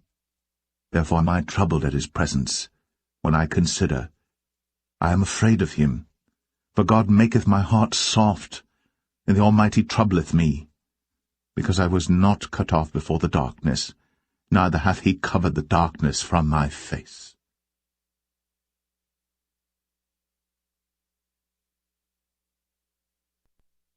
Job 24. Why, seeing times are not hidden from the Almighty, do they that know him not see his days? Some remove the landmarks. They violently take away flocks and feed thereof. They drive away the ass of the fatherless. They take the widow's ox for a pledge. They turn the needy out of the way. The poor of the earth hide themselves together. Behold, as wild asses in the desert, go they forth to their work, rising betimes for a prey. The wilderness yieldeth food for them, and for their children. They reap every one his corn in the field, and they gather the vintage of the wicked. They cause the naked to lodge without clothing, that they have no covering in the cold. They are wet with the showers of the mountains, and embrace the rock for want of a shelter. They pluck the fatherless from the breast, and take a pledge of the poor. They cause him to go naked without clothing, and they take away the sheaf from the hungry, which make oil within their walls, and tread their winepresses, and suffer thirst. Men groan from out of the city, and the soul of the wounded crieth out. Yet God layeth not folly to them. They are of those that rebel against the light. They know not the ways thereof, nor abide in the paths thereof. The murderer rising with the light killeth the poor and needy, and in the night is as a thief. The eye also of the adulterer waiteth for the twilight, saying, No eye shall see me, and disguiseth his face. In the dark they dig through houses which they had marked for themselves in the daytime. They know not the light. For the morning is to them even as the shadow of death. If one know them, they are in the terrors of the shadow of death. He is swift as the waters. Their portion is cursed in the earth. He beholdeth not the way of the vineyards. Drought and heat consume the snow waters. So doth the grave those which have sinned. The womb shall forget him. The worm shall feed sweetly on him. He shall be no more remembered, and wickedness shall be broken as a tree. He evil entreateth the barren that beareth not, and doeth not good to the widow. He draweth also the mighty with his power. He riseth up, and no man is sure of life. Though it be given him to be in safety whereon he resteth, yet his eyes are upon their ways. They are exalted for a little while, but are gone and brought low. They are taken out of the way as all other, and cut off as the tops of the ears of corn. And if it be not so now, who will make me a liar, and make my speech nothing worth?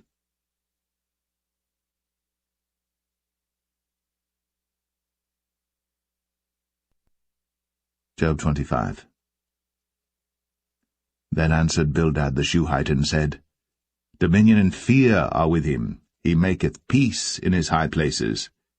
Is there any number of his armies? And upon whom doth not his light arise? How then can man be justified with God? Or how can he be clean that is born of a woman? Behold, even to the moon, and it shineth not. Yea, the stars are not pure in his sight. How much less man that is a worm, and the Son of Man, which is a worm.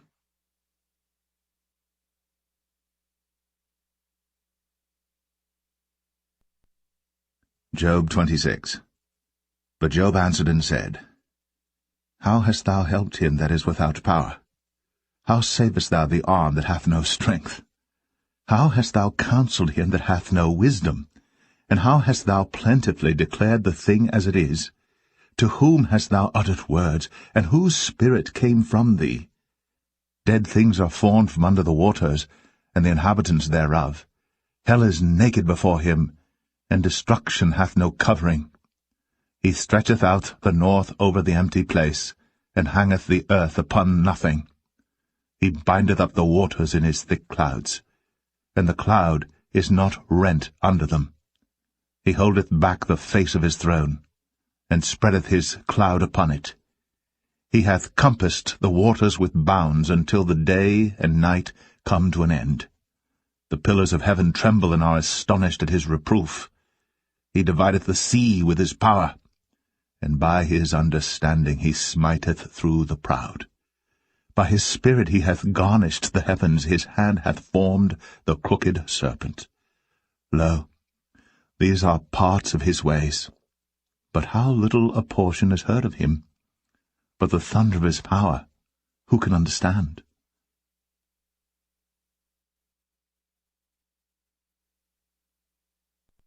Job 27.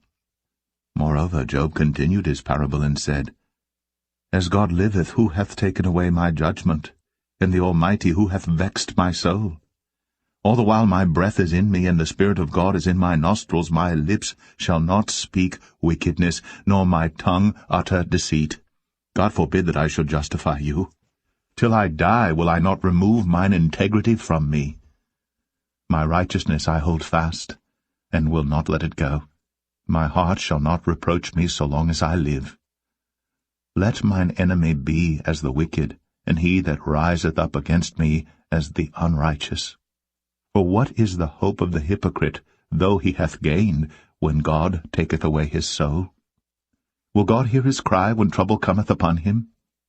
Will he delight himself in the Almighty? Will he always call upon God? I will teach you by the hand of God. That which is with the Almighty will I not conceal. Behold, all ye yourselves have seen it. Why then are ye thus altogether vain? This is the portion of a wicked man with God, and the heritage of oppressors, which they shall receive of the Almighty. If his children be multiplied, it is for the sword, and his offspring shall not be satisfied with bread. Those that remain of him shall be buried in death, and his widows shall not weep. Though he heap up silver as the dust, and prepare raiment as the clay, he may prepare it, but the just shall put it on, and the innocent shall divide the silver. He buildeth his house as a moth, and as a booth that the keeper maketh. The rich man shall lie down, but he shall not be gathered. He openeth his eyes, and he is not. Terrors take hold on him as waters. A tempest stealeth him away in the night. The east wind carrieth him away, and he departeth, and as a storm hurleth him out of his place. For God shall cast upon him and not spare. He would fain flee out of his hand. Men shall clap their hands at him, and shall hiss him out of his place.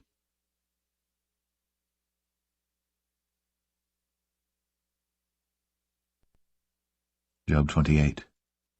Surely there is a vein for the silver, and a place for gold where they refine it. Iron is taken out of the earth, and brass is molten out of the stone. He setteth an end to darkness, and searcheth out all perfection. The stones of darkness, and the shadow of death, the flood breaketh out from the inhabitant, even the waters forgotten of the foot. They are dried up, they are gone away from men. As for the earth, out of it cometh bread, and under it is turned up as it were fire. The stones of it are the place of sapphires, and it hath dust of gold. There is a path which no fowl knoweth, and which the vulture's eye hath not seen. The lion's whelps have not trodden it, nor the fierce lion passed by it. He putteth forth his hand upon the rock. He overturneth the mountains by the roots. He cutteth out rivers among the rocks, and his eye seeth every precious thing. He bindeth the floods from overflowing, and the thing that is hid bringeth he forth to light. But where shall wisdom be found? And where is the place of understanding? Man knoweth not the price thereof, neither is it found in the land of the living. The depth saith, It is not in me, and the sea saith, It is not with me. It cannot be gotten for gold, neither shall silver be weighed for the price thereof.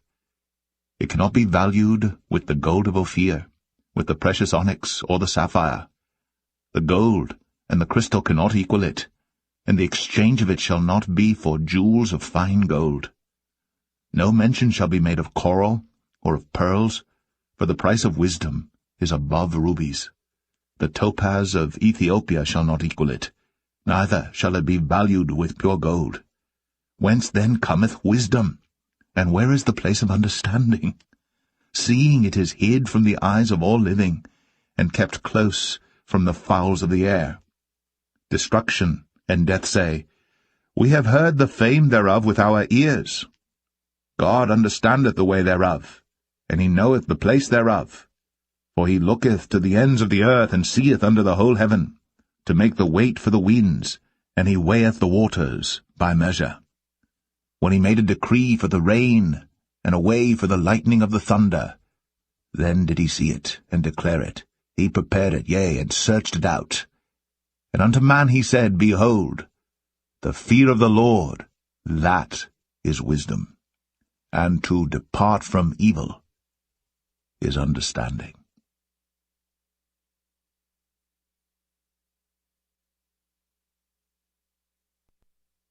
Job 29.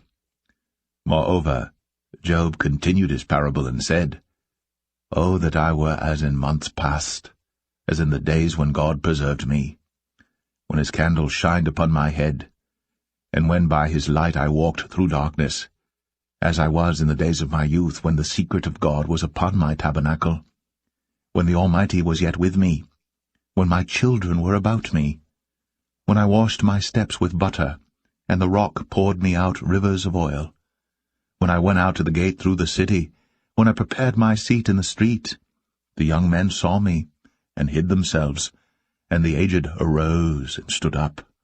The princes refrained talking, and laid their hand on their mouth. The nobles held their peace, and their tongue cleaved to the roof of their mouth.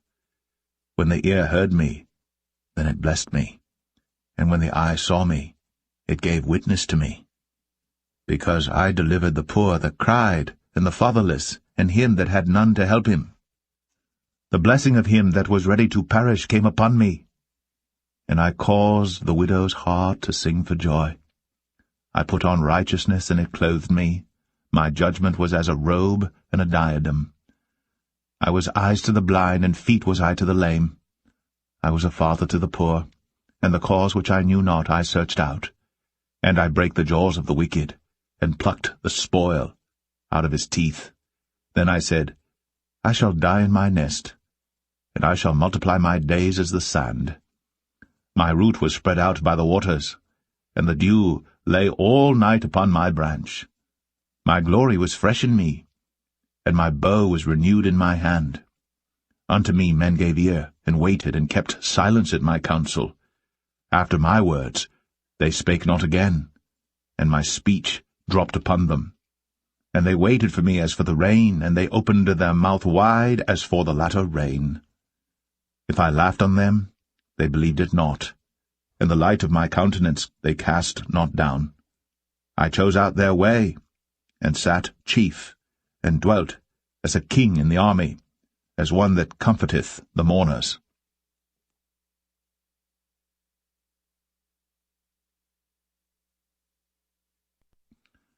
Job 30.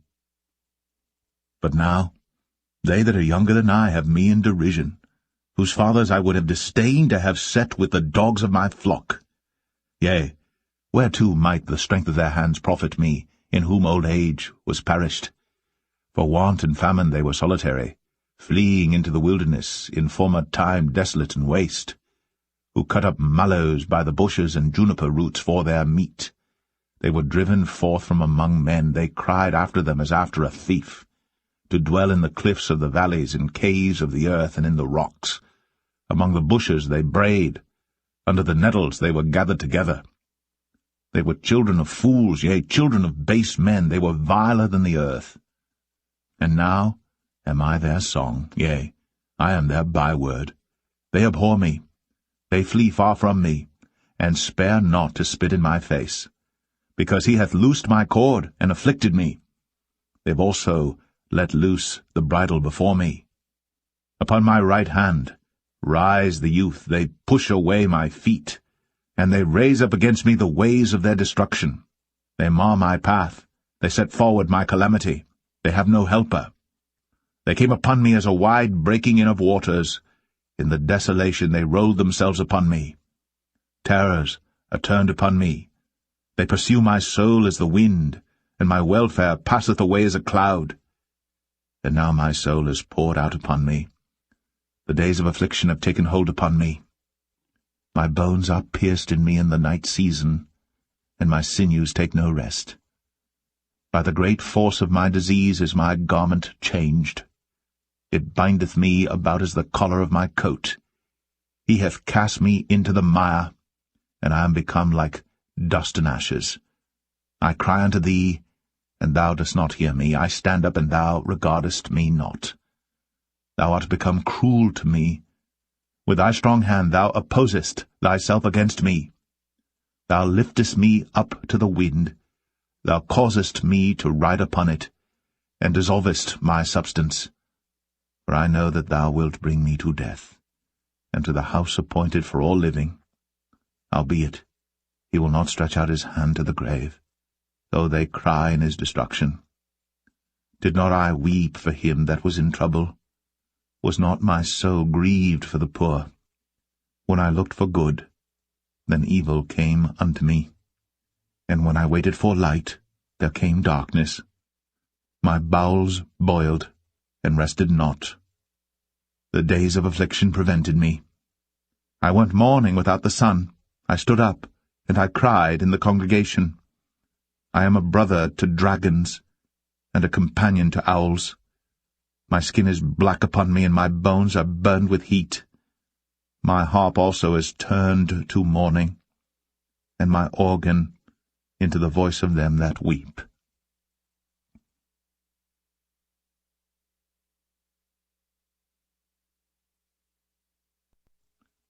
Job 31.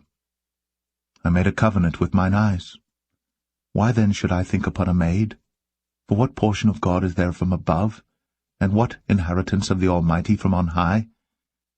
Is not destruction to the wicked, and a strange punishment to the workers of iniquity? Doth not he see my ways and count all my steps? If I have walked with vanity, or if my foot hath hasted to deceit, let me be weighed in an even balance, that God may know mine integrity.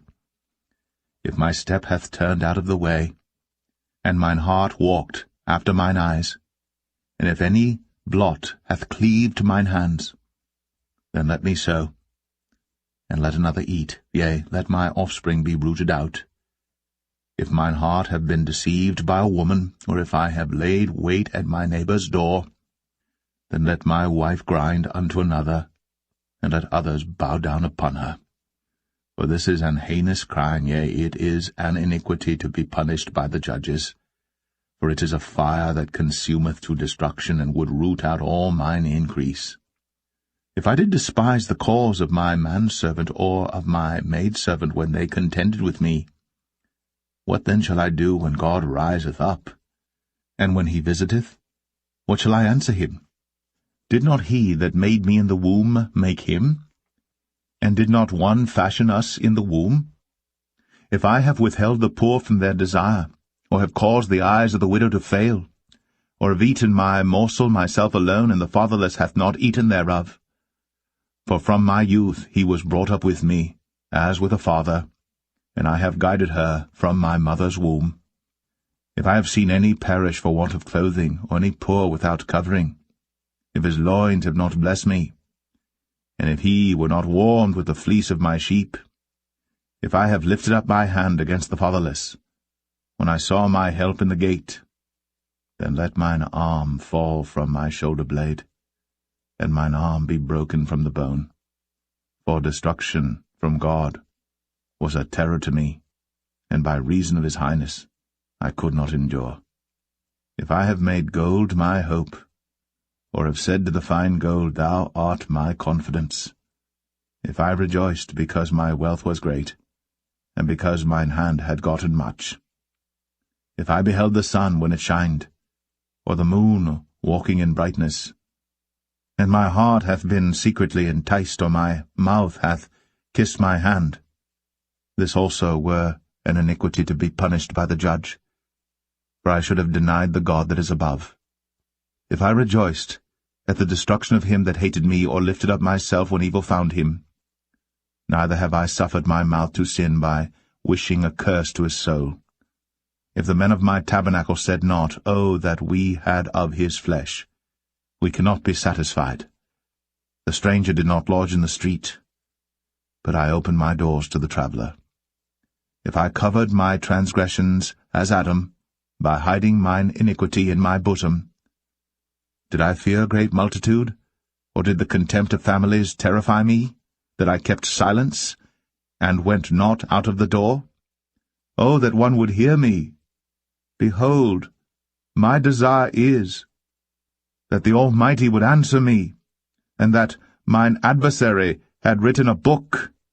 Surely I would take it upon my shoulder, and bind it as a crown to me. I would declare unto him the number of my steps. As a prince would I go near unto him. If my land cry against me, or that the furrows likewise thereof complain, if I have eaten the fruits thereof without money, or have caused the owners thereof to lose their life, let thistles grow instead of wheat, and cockle instead of barley. The words of Job are ended.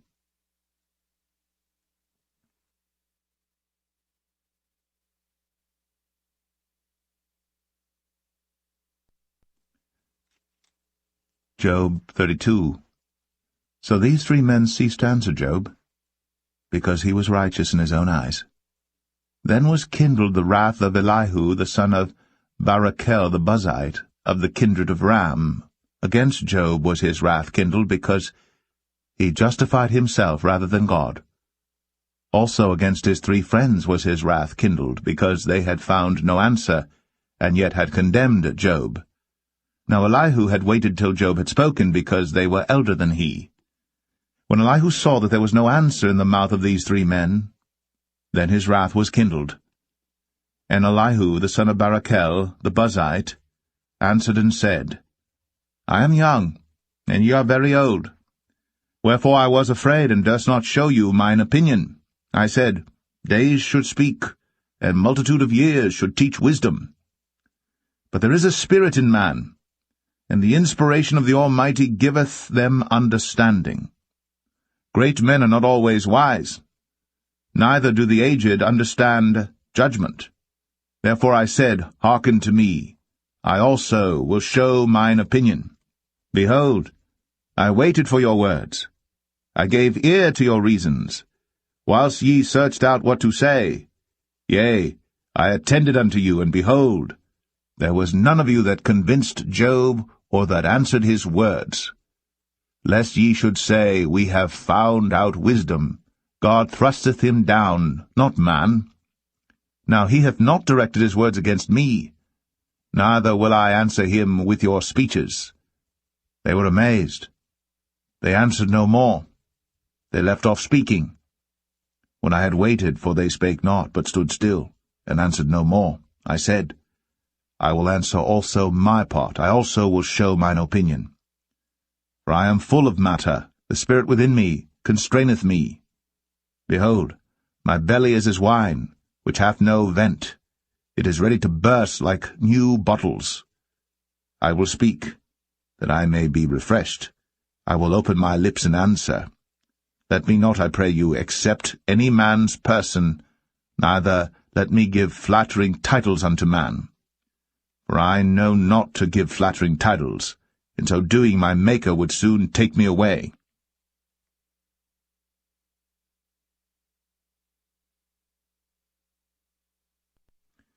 Job 33.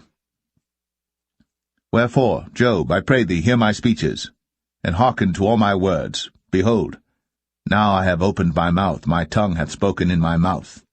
My words shall be of the uprightness of my heart, and my lips shall utter knowledge clearly. The Spirit of God hath made me, and the breath of the Almighty hath given me life. If thou canst answer me, set thy words in order before me, stand up. Behold, I am according to thy wish in God's stead. I also am formed out of the clay. Behold, my terror shall not make thee afraid, neither shall my hand be heavy upon thee. Surely thou hast spoken in mine hearing, and I have heard the voice of thy word, saying, I am clean without transgression, I am innocent, neither is there iniquity in me. Behold, he findeth occasions against me. He counteth me for his enemy. He putteth my feet in the stocks, he marketh all my paths. Behold, in this thou art not just. I will answer thee, that God is greater than man. Why dost thou strive against him? For he giveth not account of any of his matters. For God speaketh once, yea, twice, yet man perceiveth it not. In a dream, in a vision of the night, when deep sleep falleth upon men, in slumberings upon the bed, then he openeth the ears of men, and sealeth their instruction, that he may withdraw man from his purpose, and hide pride from man. He keepeth back his soul from the pit, and his life from perishing by the sword. He is chastened also with pain upon his bed, and the multitude of his bones with strong pain, so that his life abhorreth bread, and his soul dainty meat. His flesh is consumed away that it cannot be seen, and his bones that were not seen stick out. Yea, his soul draweth near unto the grave, and his life to the destroyers. If there be a messenger with him, an interpreter, one among 1,000, to show unto man his uprightness, then he is gracious unto him, and saith, Deliver him from going down to the pit. I have found a ransom. His flesh shall be fresher than a child's. He shall return to the days of his youth. He shall pray unto God, and he will be favorable unto him. And he shall see his face with joy, for he will render unto man his righteousness. He looketh upon men, and if any say, I have sinned and perverted that which was right, and it profited me not, he will deliver his soul from going into the pit, and his life shall see the light. Lo, all these things worketh God oftentimes with man, to bring back his soul from the pit, to be enlightened with the light of the living. Mark well, O Job, hearken unto me, hold thy peace, and I will speak. If thou hast anything to say, answer me, speak, for I desire to justify thee. If not, hearken unto me, hold thy peace, and I shall teach thee wisdom.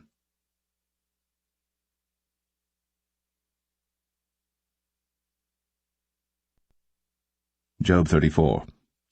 Furthermore Elihu answered and said, Hear my words, O ye wise men, and give ear unto me, ye that have knowledge.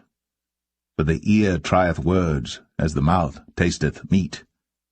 Let us choose to us judgment, let us know among ourselves what is good. For Job hath said, I am righteous, and God hath taken away my judgment.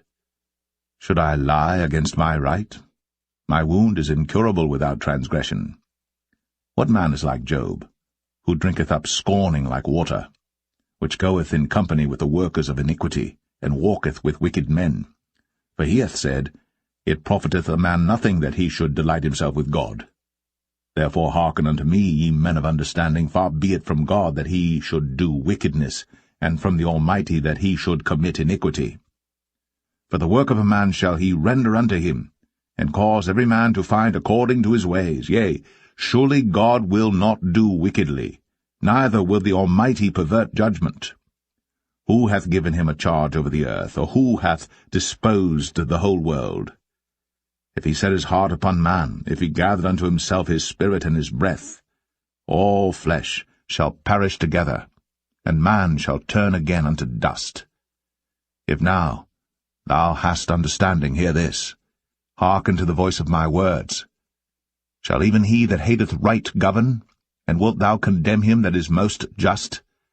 Is it fit to say to a king, Thou art wicked, and to princes, Ye are ungodly? How much less to him that accepteth not the persons of princes, nor regardeth the rich more than the poor? For they all are the work of his hands.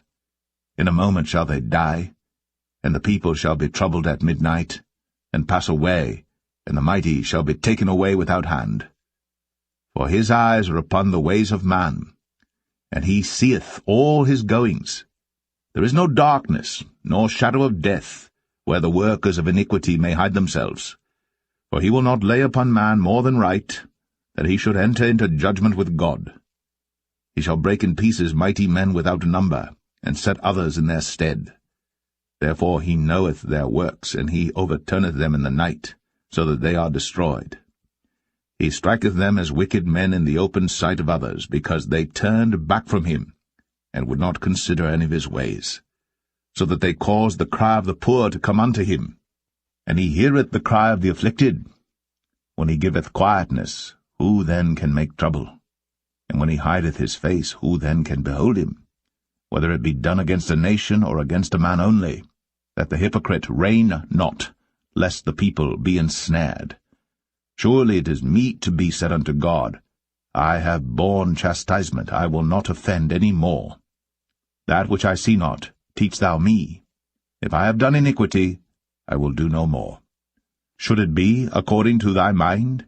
He will recompense it, whether thou refuse, or whether thou choose, and not I. Therefore speak what thou knowest. Let men of understanding tell me, and let a wise man hearken unto me. Job hath spoken without knowledge, and his words were without wisdom. My desire is that Job may be tried unto the end because of his answers for wicked men. For he addeth rebellion unto his sin. He clappeth his hands among us, and multiplied his words against God.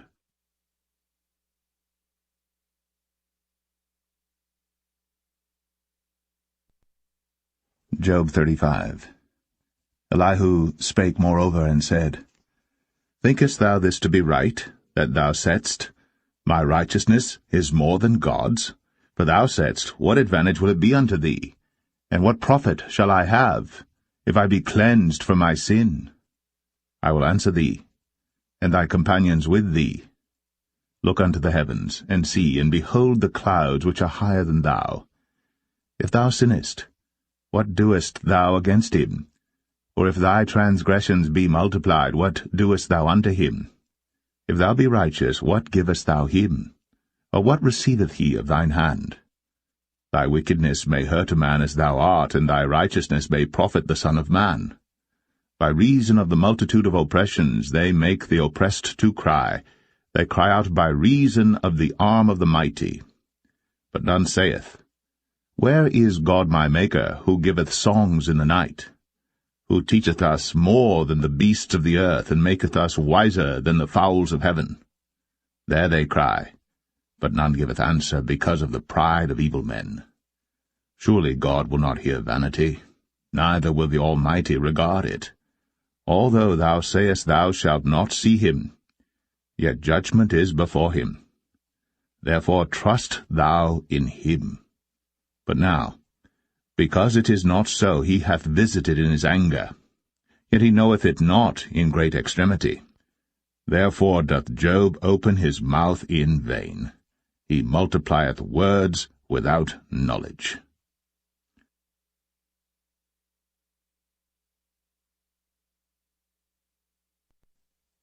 Job 36. Elihu also proceeded and said, Suffer me a little, and I will show thee that I have yet to speak on God's behalf. I will fetch my knowledge from afar, and will ascribe righteousness to my Maker. For truly my words shall not be false. He that is perfect in knowledge is with thee. Behold, God is mighty, and despiseth not any. He is mighty in strength and wisdom. He preserveth not the life of the wicked, but giveth right to the poor. He withdraweth not his eyes from the righteous. But with kings are they on the throne, yea, he doth establish them for ever, and they are exalted. And if they be bound in fetters and be holden in cords of affliction, then he showeth them their work, and their transgressions that they have exceeded. He openeth also their ear to discipline, and commandeth that they return from iniquity. If they obey and serve him, they shall spend their days in prosperity, and their years in pleasures. But if they obey not, they shall perish by the sword, and they shall die without knowledge. But the hypocrites in heart heap up wrath. They cry not when he bindeth them. They die in youth, and their life is among the unclean. He delivereth the poor in his affliction, and openeth their ears in oppression. Even so, would he have removed thee out of the strait into a broad place, where there is no straightness, and that which should be set on thy table should be full of fatness? But thou hast fulfilled the judgment of the wicked. Judgment and justice take hold on thee. Because there is wrath, beware lest he take thee away with his stroke. Then a great ransom cannot deliver thee. Will he esteem thy riches? No, not gold, nor all the forces of strength. Desire not the night, when people are cut off in their place. Take heed, regard not iniquity, for this hast thou chosen rather than affliction. Behold, God exalteth by his power. Who teacheth like him? Who hath enjoined him his way? Or who can say, Thou hast wrought iniquity? Remember that thou magnify his work, which men behold. Every man may see it. Man may behold it afar off. Behold, God is great, and we know him not. Neither can the number of his years be searched out. For he maketh small the drops of water. They pour down rain according to the vapour thereof, which the clouds do drop and distill upon man abundantly. Also, can any understand the spreadings of the clouds, or the noise of his tabernacle? Behold, he spreadeth his light upon it, and covereth the bottom of the sea. For by them judgeth he the people, he giveth meat in abundance. With clouds he covereth the light, and commandeth it not to shine by the cloud that cometh betwixt. The noise thereof showeth concerning it, the cattle also, concerning the vapour.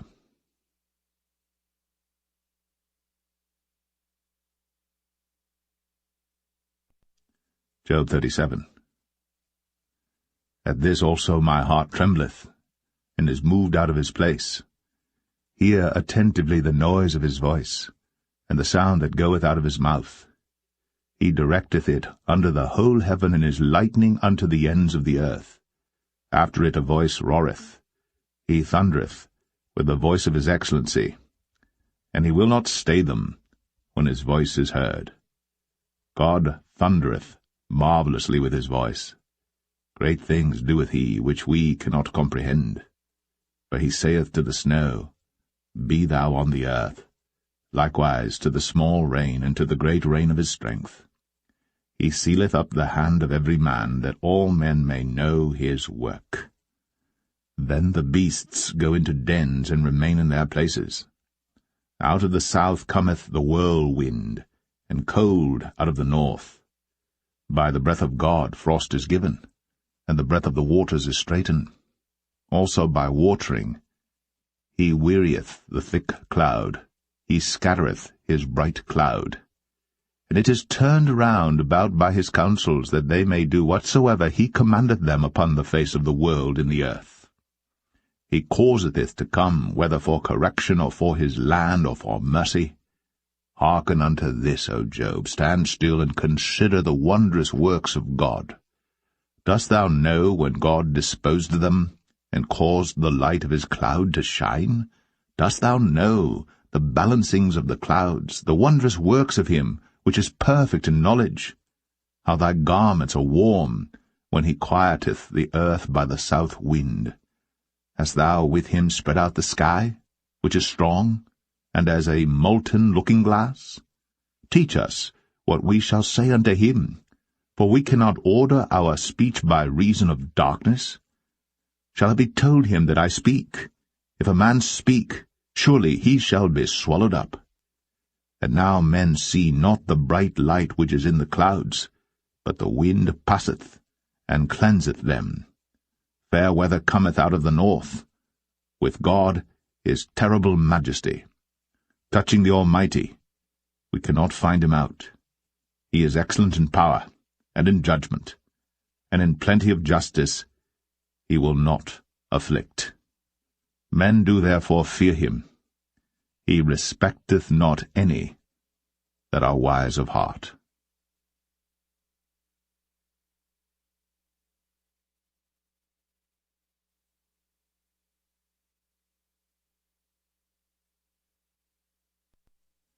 Job 38. Then the Lord answered Job out of the whirlwind, and said, Who is this that darkeneth counsel by words without knowledge? Gird up now thy loins like a man, for I will demand of thee, and answer thou me. Where wast thou when I laid the foundations of the earth? Declare, if thou hast understanding. Who hath laid the measures thereof, if thou knowest? Or who hath stretched the line upon it? Whereupon are the foundations thereof fastened? Or who laid the cornerstone thereof? When the morning stars sang together, and all the sons of God shouted for joy? Or who shut up the sea with doors when it brake forth, as if it had issued out of the womb? When I made the cloud the garment thereof, and thick darkness a swaddling band for it, and brake up for it my decreed place, and set bars and doors, and said, Hitherto shalt thou come, but no further, and here shall thy proud waves be stayed. Hast thou commanded the morning since thy days, and caused the dayspring to know his place, that it might take hold of the ends of the earth, that the wicked might be shaken out of it? It is turned as clay to the seal, and they stand as a garment. And from the wicked their light is withholden, and the high arm shall be broken. Hast thou entered into the springs of the sea? Or hast thou walked in the search of the depth? Have the gates of death been opened unto thee? Or hast thou seen the doors of the shadow of death? Hast thou perceived the breadth of the earth? Declare if thou knowest it all. Where is the way where light dwelleth? And as for darkness, where is the place thereof? That thou shouldst take it to the bound thereof, and that thou shouldst know the paths to the house thereof. Knowest thou it because thou wast then born, or because the number of thy days is great? Hast thou entered into the treasures of the snow? Or hast thou seen the treasures of the hail which I have reserved against the time of trouble, against the day of battle and war? By what way is the light parted, which scattereth the east wind upon the earth?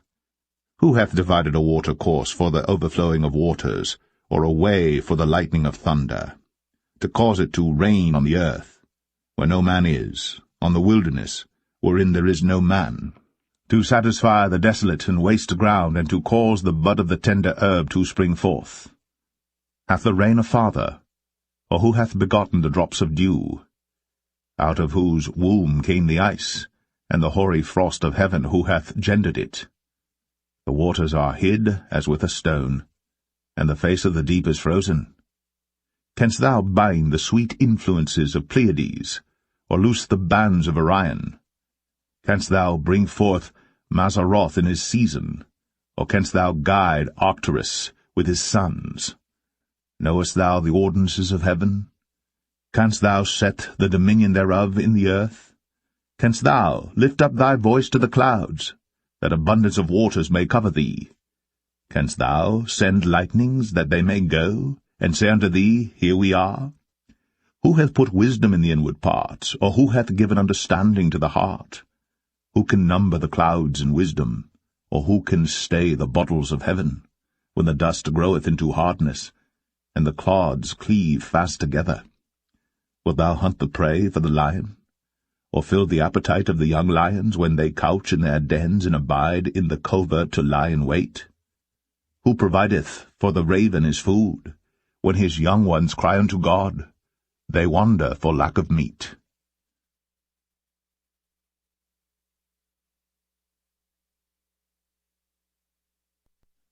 Job 39. Knowest thou the time when the wild goats of the rock bring forth? Or canst thou mark when the hinds do calve? Canst thou number the months that they fulfill? Or knowest thou the time when they bring forth? They bow themselves, they bring forth their young ones, they cast out their sorrows. Their young ones are in good liking, they grow up with corn, they go forth, and return not unto them. Who hath sent out the wild ass free? Or who hath loosed the bands of the wild ass? Whose house I have made in the wilderness, and the barren land his dwellings. He scorneth the multitude of the city, neither regardeth he the crying of the driver. The range of the mountains is his pasture, and he searcheth after every green thing. Will the unicorn be willing to serve thee, or abide by thy crib? Canst thou bind the unicorn with his band in the furrow? Or will he harrow the valleys after thee? Wilt thou trust him because his strength is great? Or wilt thou leave thy labor to him? Wilt thou believe him, that he will bring home thy seed and gather it into thy barn? Gavest thou the goodly wings unto the peacocks, or wings and feathers unto the ostrich, which leaveth her eggs in the earth, and warmeth them in dust, and forgetteth that the foot may crush them, or that the wild beast may break them? She is hardened against her young ones, as though they were not hers. Her labour is in vain without fear. Because God hath deprived her of wisdom, neither hath he imparted to her understanding. What time she lifteth up herself on high, she scorneth the horse and his rider. Hast thou given the horse strength? Hast thou clothed his neck with thunder? Canst thou make him afraid as a grasshopper? The glory of his nostrils is terrible. He paweth in the valley, and rejoiceth in his strength. He goeth on to meet the armed men. He mocketh at fear, and is not affrighted, neither turneth he back from the sword. The quiver rattleth against him, the glittering spear and the shield. He swalloweth the ground with fierceness and rage. Neither believeth he that it is the sound of the trumpet. He saith among the trumpets, Ha, ha! And he smelleth the battle afar off, the thunder of the captains, and the shouting. Doth the hawk fly by thy wisdom, and stretch her wings toward the south? Doth the eagle mount up at thy command, and make her nest on high? She dwelleth and abideth on the rock, upon the crag of the rock, and the strong place. From thence she seeketh the prey, and her eyes behold afar off. Her young ones also suck up blood, and where the slain are, there is she.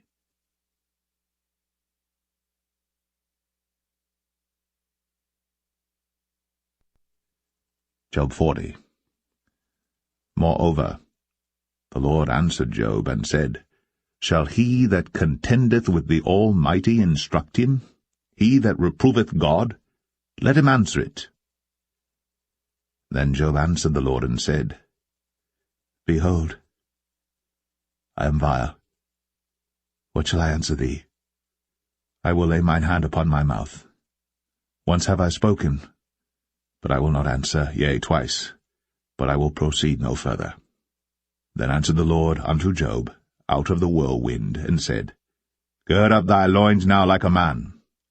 I will demand of thee, and declare thou unto me. Wilt thou also disannul my judgment? Wilt thou condemn me that thou mayest be righteous? Hast thou an arm like God, or canst thou thunder with a voice like him? Deck thyself now with majesty and excellency, and array thyself with glory and beauty. Cast abroad the rage of thy wrath, and behold every one that is proud, and abase him.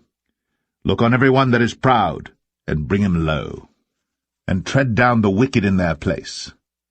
Hide them in the dust together, and bind their faces in secret. Then will I also confess unto thee that thine own right hand can save thee. Behold now Behemoth, which I made with thee. He eateth grass as an ox, lo now, his strength is in his loins, and his force is in the navel of his belly. He moveth his tail like a cedar, the sinews of his stones are wrapped together. His bones are as strong pieces of brass, his bones are like bars of iron. He is the chief of the ways of God. He that made him can make his sword to approach unto him. Surely the mountains bring him forth food, where all the beasts of the field play. He lieth under the shady trees in the covert of the reed and fens. The shady trees cover him with their shadow. The willows of the brook compass him about. Behold, he drinketh up a river, and hasteth not. He trusteth that he can draw up Jordan into his mouth. He taketh it with his eyes. His nose pierceth through snares.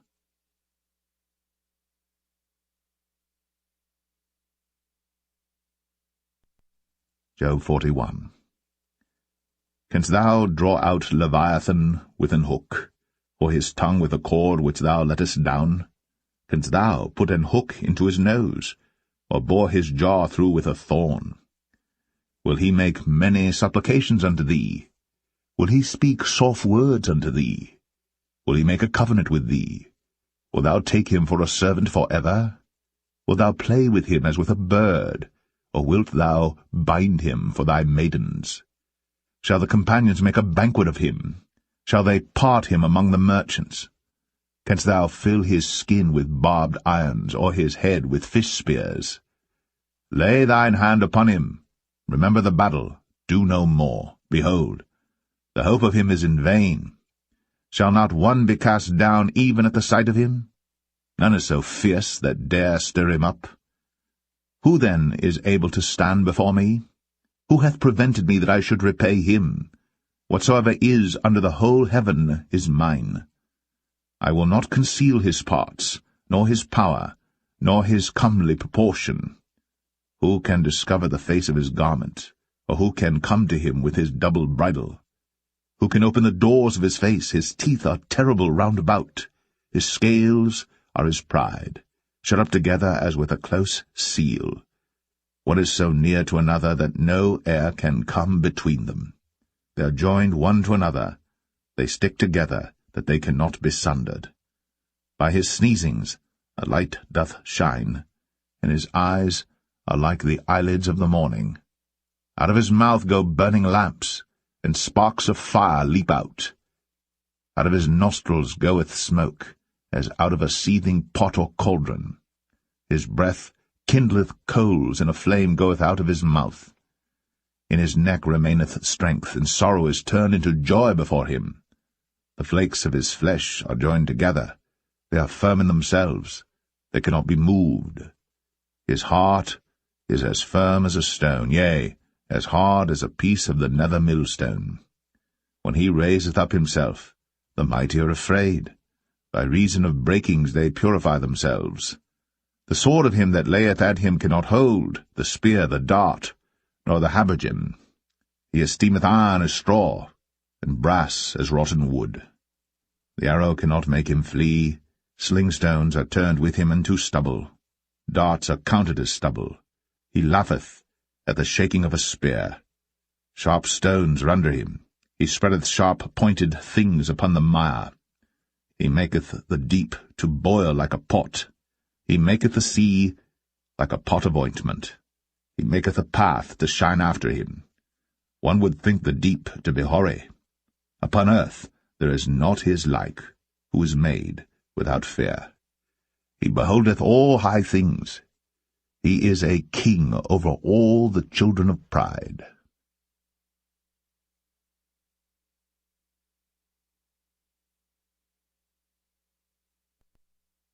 Job 42. Then Job answered the Lord and said, I know that thou canst do everything, and that no thought can be withholden from thee. Who is he that hideth counsel without knowledge? Therefore have I uttered that I understood not, things too wonderful for me which I knew not. Hear, I beseech thee, and I will speak, I will demand of thee, and declare thou unto me. I have heard of thee by the hearing of the ear, but now mine eye seeth thee. Wherefore I abhor myself, and repent in dust and ashes. And it was so that after the Lord had spoken these words unto Job, the Lord said to Eliphaz the Temanite, My wrath is kindled against thee, and against thy 2 friends, for ye have not spoken of me the thing that is right, as my servant Job hath.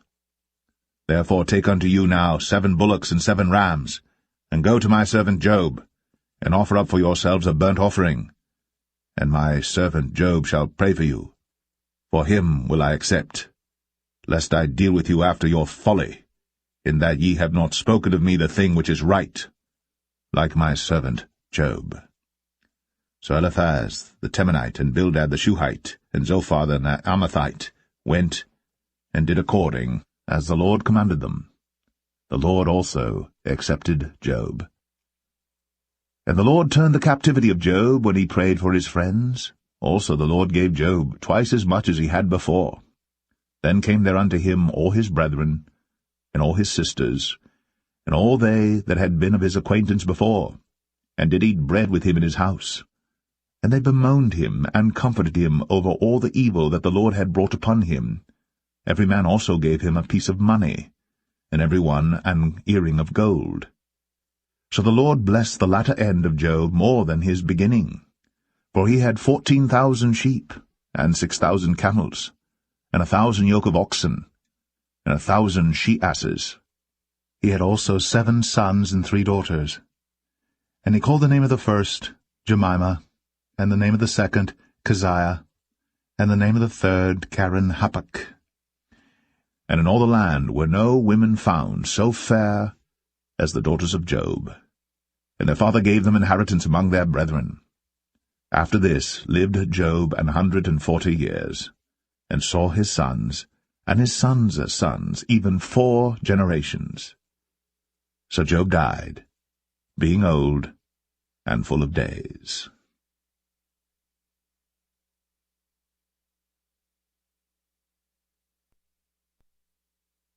The Book of Psalms. Psalm 1. Blessed is the man that walketh not in the counsel of the ungodly, nor standeth in the way of sinners, nor sitteth in the seat of the scornful. But his delight is in the law of the Lord, and in his law doth he meditate day and night. And he shall be like a tree planted by the rivers of water, that bringeth forth his fruit in his season. His leaf also shall not wither, and whatsoever he doeth shall prosper. The ungodly are not so, but are like the chaff which the wind driveth away. Therefore the ungodly shall not stand in the judgment, nor sinners in the congregation of the righteous. For the Lord knoweth the way of the righteous, but the way of the ungodly shall perish.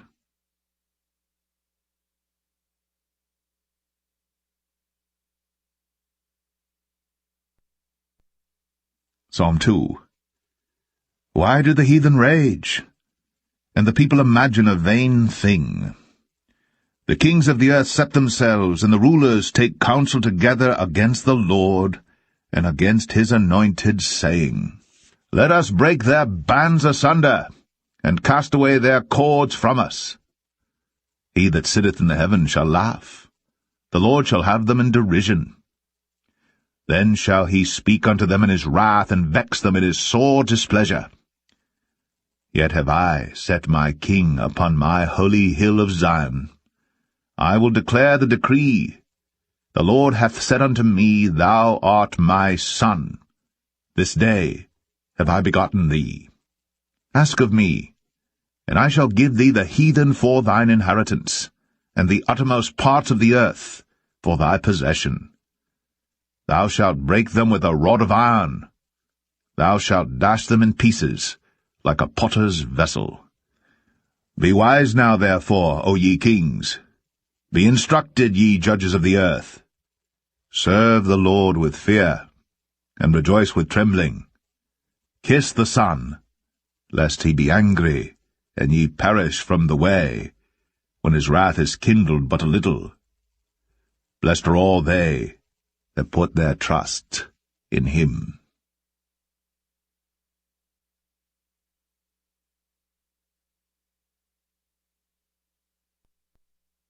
Psalm 3. Lord, how are they increased that trouble me?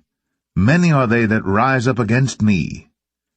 Many there be which say of my soul, There is no help for him in God, Selah. But thou, O Lord, art a shield for me, my glory, and the lifter up of mine head. I cried unto the Lord with my voice, and he heard me out of his holy hill, Selah. I laid me down and slept. I awaked, for the Lord sustained me. I will not be afraid of 10,000s of people that have set themselves against me round about. Arise, O Lord, save me, O my God.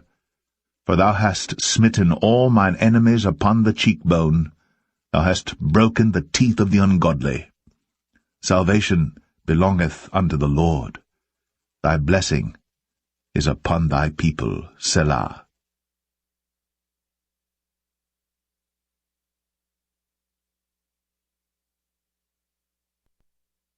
Psalm 4. Hear me when I call, O God of my righteousness. Thou hast enlarged me when I was in distress. Have mercy upon me, and hear my prayer. O ye sons of men, how long will ye turn my glory into shame? How long will ye love vanity, and seek after leasing, Selah? But know that the Lord hath set apart him that is godly for himself. The Lord will hear when I call unto him. Stand in awe, and sin not. Commune with your own heart upon your bed, and be still, Selah. Offer the sacrifices of righteousness, and put your trust in the Lord. There be many that say, Who will show us any good? Lord, lift thou up the light of thy countenance upon us. Thou hast put gladness in my heart, more than in the time that their corn and their wine increased. I will both lay me down in peace and sleep, for thou, Lord, only makest me dwell in safety.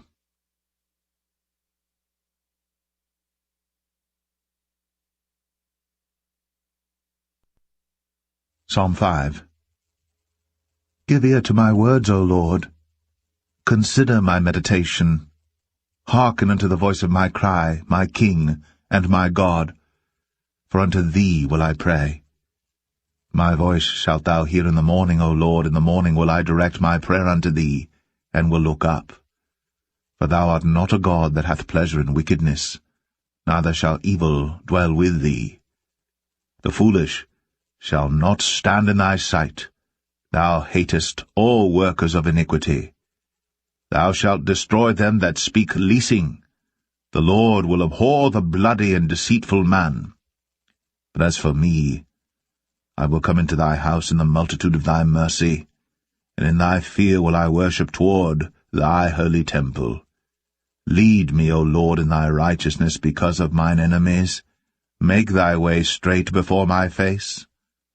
For there is no faithfulness in their mouth. Their inward part is very wickedness. Their throat is an open sepulchre. They flatter with their tongue. Destroy thou them, O God. Let them fall by their own counsels. Cast them out in the multitude of their transgressions, for they have rebelled against thee. But let all those that put their trust in thee rejoice. Let them have a shout for joy, because thou defendest them. Let them also that love thy name be joyful in thee. For thou, Lord, wilt bless the righteous. With favor wilt thou compass him as with a shield.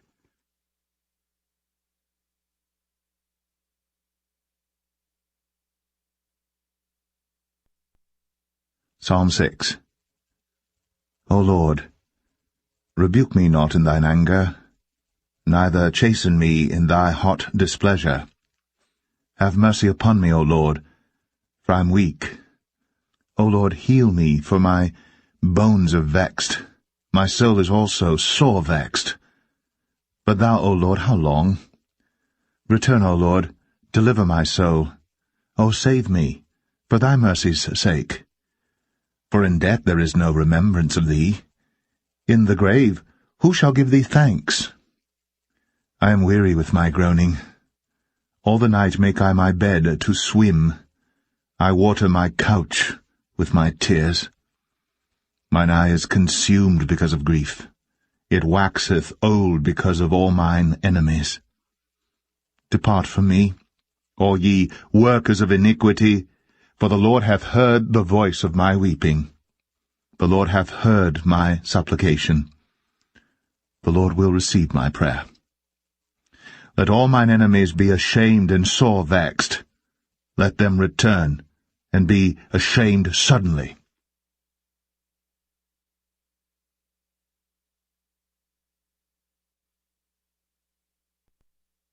Psalm 7. O Lord my God, in thee do I put my trust. Save me from all them that persecute me, and deliver me. Lest he tear my soul like a lion, rending it in pieces, while there is none to deliver. O Lord my God, if I have done this, if there be iniquity in my hands, if I have rewarded evil unto him that was at peace with me, yea, I have delivered him that without cause is mine enemy. Let the enemy persecute my soul, and take it, yea, let him tread down my life upon the earth, and lay mine honour in the dust. Selah. Arise, O Lord, in thine anger. Lift up thyself because of the rage of mine enemies, and awake for me to the judgment that thou hast commanded. So shall the congregation of the people compass thee about. For their sakes, therefore, return thou on high. The Lord shall judge the people. Judge me, O Lord, according to my righteousness, and according to mine integrity that is in me. O let the wickedness of the wicked come to an end, but establish the just. For the righteous God trieth the hearts, and reigns. My defence is of God, which saveth the upright in heart. God judgeth the righteous, and God is angry with the wicked every day. If he turn not, he will whet his sword. He hath bent his bow, and made it ready. He hath also prepared for him the instruments of death. He ordaineth his arrows against the persecutors. Behold, he travaileth with iniquity, and hath conceived mischief, and brought forth falsehood. He made a pit, and digged it, and is fallen into the ditch which he made. His mischief shall return upon his own head, and his violent dealing shall come down upon his own pate. I will praise the Lord according to his righteousness, and will sing praise to the name of the Lord Most High.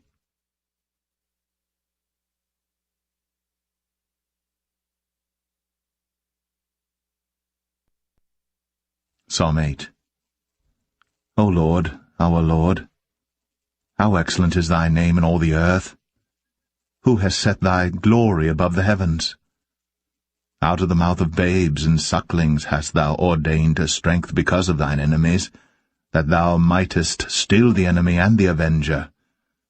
When I consider thy heavens, the work of thy fingers, the moon and the stars which thou hast ordained, what is man that thou art mindful of him, and the son of man that thou visitest him? For thou hast made him a little lower than the angels, and hast crowned him with glory and honour. Thou madest him to have dominion over the works of thy hands. Thou hast put all things under his feet, all sheep and oxen, yea, and the beast of the field, the fowl of the air, and the fish of the sea, and whatsoever passeth through the paths of the seas. O Lord, our Lord, how excellent is thy name in all the earth!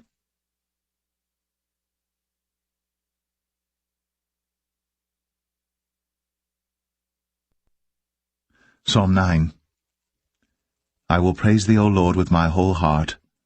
I will show forth all thy marvelous works. I will be glad and rejoice in thee. I will sing praise to thy name, O thou Most High. When mine enemies are turned back, they shall fall and perish at thy presence. For thou hast maintained my right and my cause. Thou sattest in the throne judging right. Thou hast rebuked the heathen, thou hast destroyed the wicked, thou hast put out their name for ever and ever.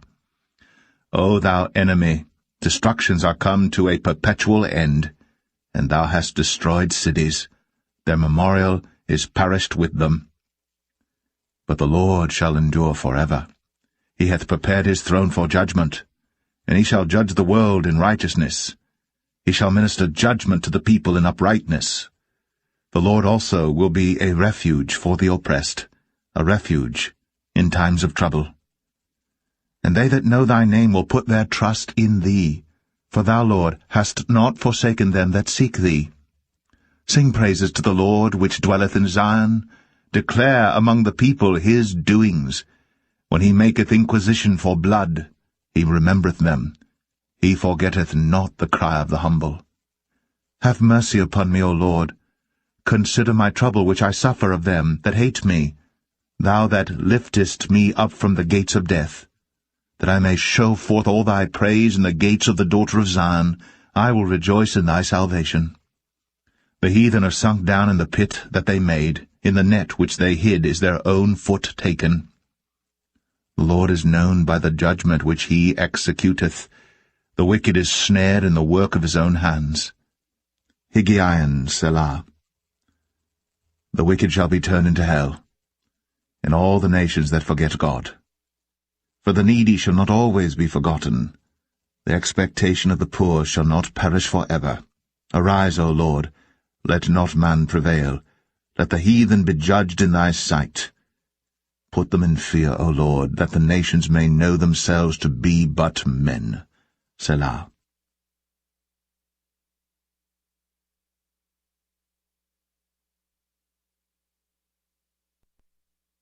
Psalm 10. Why standest thou afar off, O Lord? Why hidest thou thyself in times of trouble? The wicked in his pride doth persecute the poor. Let them be taken in the devices that they have imagined. For the wicked boasteth of his heart's desire, and blesseth the covetous whom the Lord abhorreth. The wicked through the pride of his countenance will not seek after God. God is not in all his thoughts. His ways are always grievous. Thy judgments are far above, out of his sight. As for all his enemies, he puffeth at them. He hath said in his heart, I shall not be moved, for I shall never be in adversity. His mouth is full of cursing and deceit and fraud. Under his tongue is mischief and vanity. He sitteth in the lurking places of the villages. In the secret places doth he murder the innocent. His eyes are privily set against the poor. He lieth in wait secretly as a lion in his den. He lieth in wait to catch the poor. He doth catch the poor when he draweth him into his net.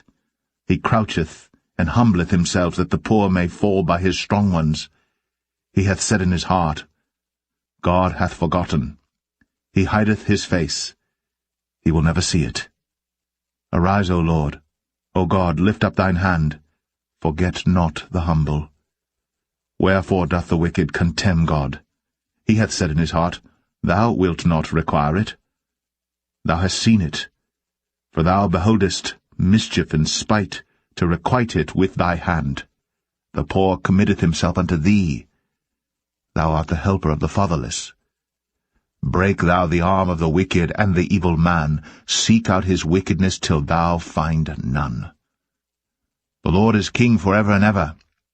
The heathen are perished out of his land. Lord, thou hast heard the desire of the humble. Thou wilt prepare their heart.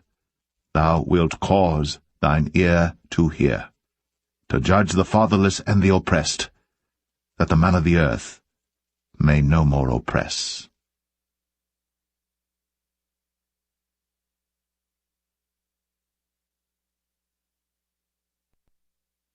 Psalm 11.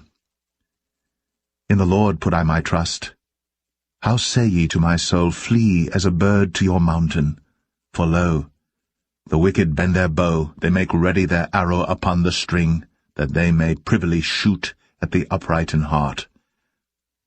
If the foundations be destroyed, what can the righteous do? The Lord is in his holy temple. The Lord's throne is in heaven. His eyes behold, his eyelids try the children of men. The Lord trieth the righteous, but the wicked and him that loveth violence his soul hateth.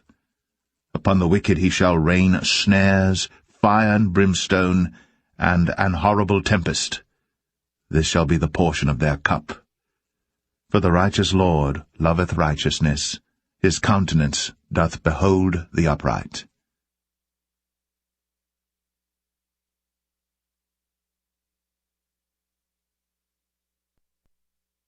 Psalm 12. Help, Lord. For the godly man ceaseth, for the faithful fail from among the children of men. They speak vanity every one with his neighbor. With flattering lips and with a double heart do they speak.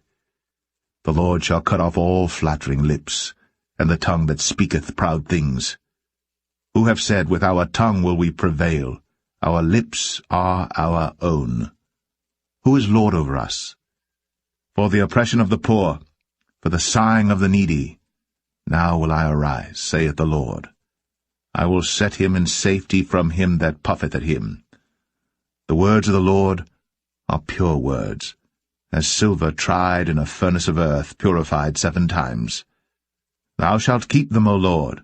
Thou shalt preserve them from this generation for ever. The wicked walk on every side, when the vilest men are exalted.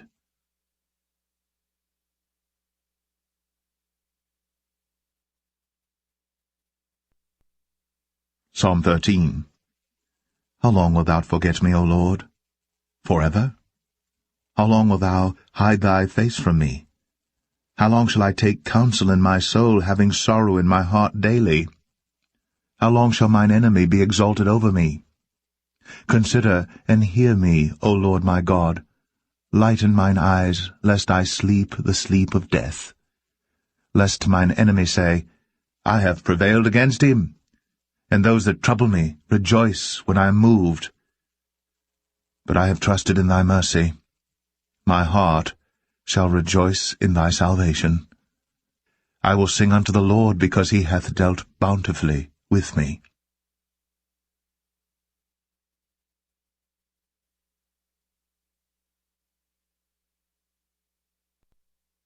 Psalm 14.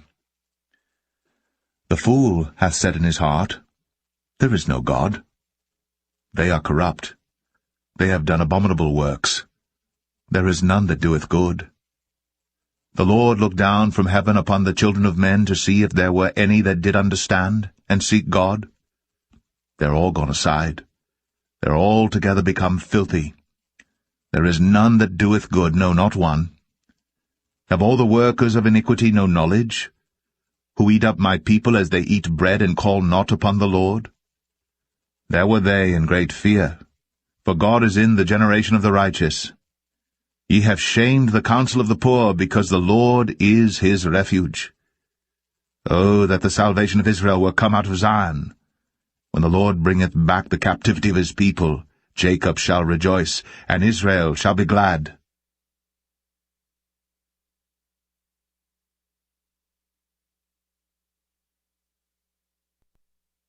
Psalm 15.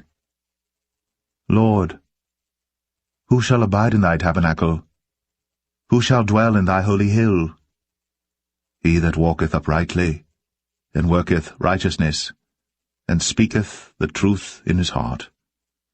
He that backbiteth not with his tongue, nor doeth evil to his neighbor, nor taketh up a reproach against his neighbor, in whose eyes a vile person is contemned, but he honoureth them that fear the Lord, he that sweareth to his own hurt, and changeth not, he that putteth not out his mouth to usury, nor taketh reward against the innocent. He that doeth these things shall never be moved.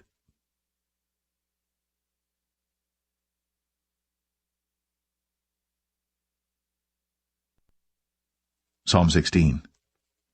Preserve me, O God, for in thee do I put my trust. O my soul, thou hast said unto the Lord, Thou art my Lord, my goodness extendeth not to thee, but to the saints that are in the earth, and to the excellent, in whom is all my delight. Their sorrows shall be multiplied that hasten after another god. Their drink offerings of blood will I not offer, nor take up their names into my lips. The Lord is the portion of mine inheritance and of my cup. Thou maintainest my lot. The lines are fallen unto me in pleasant places, yea, I have a goodly heritage. I will bless the Lord, who hath given me counsel. My reins also instruct me in the night seasons. I have set the Lord always before me. Because he is at my right hand, I shall not be moved. Therefore my heart is glad, and my glory rejoiceth. My flesh also shall rest in hope.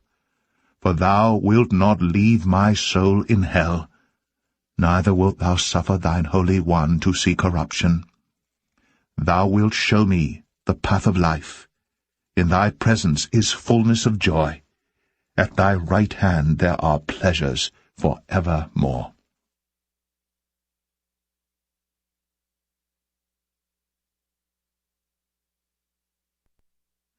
Psalm 17.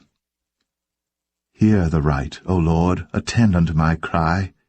Give ear unto my prayer that goeth not out of feigned lips. Let my sentence come forth from thy presence.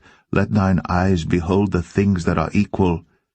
Thou hast proved mine heart, thou hast visited me in the night, thou hast tried me, and shalt find nothing. I am purposed that my mouth shall not transgress. Concerning the works of men, by the word of thy lips I have kept me from the paths of the destroyer. Hold up my goings in thy paths, that my footsteps slip not. I have called upon thee, for thou wilt hear me, O God.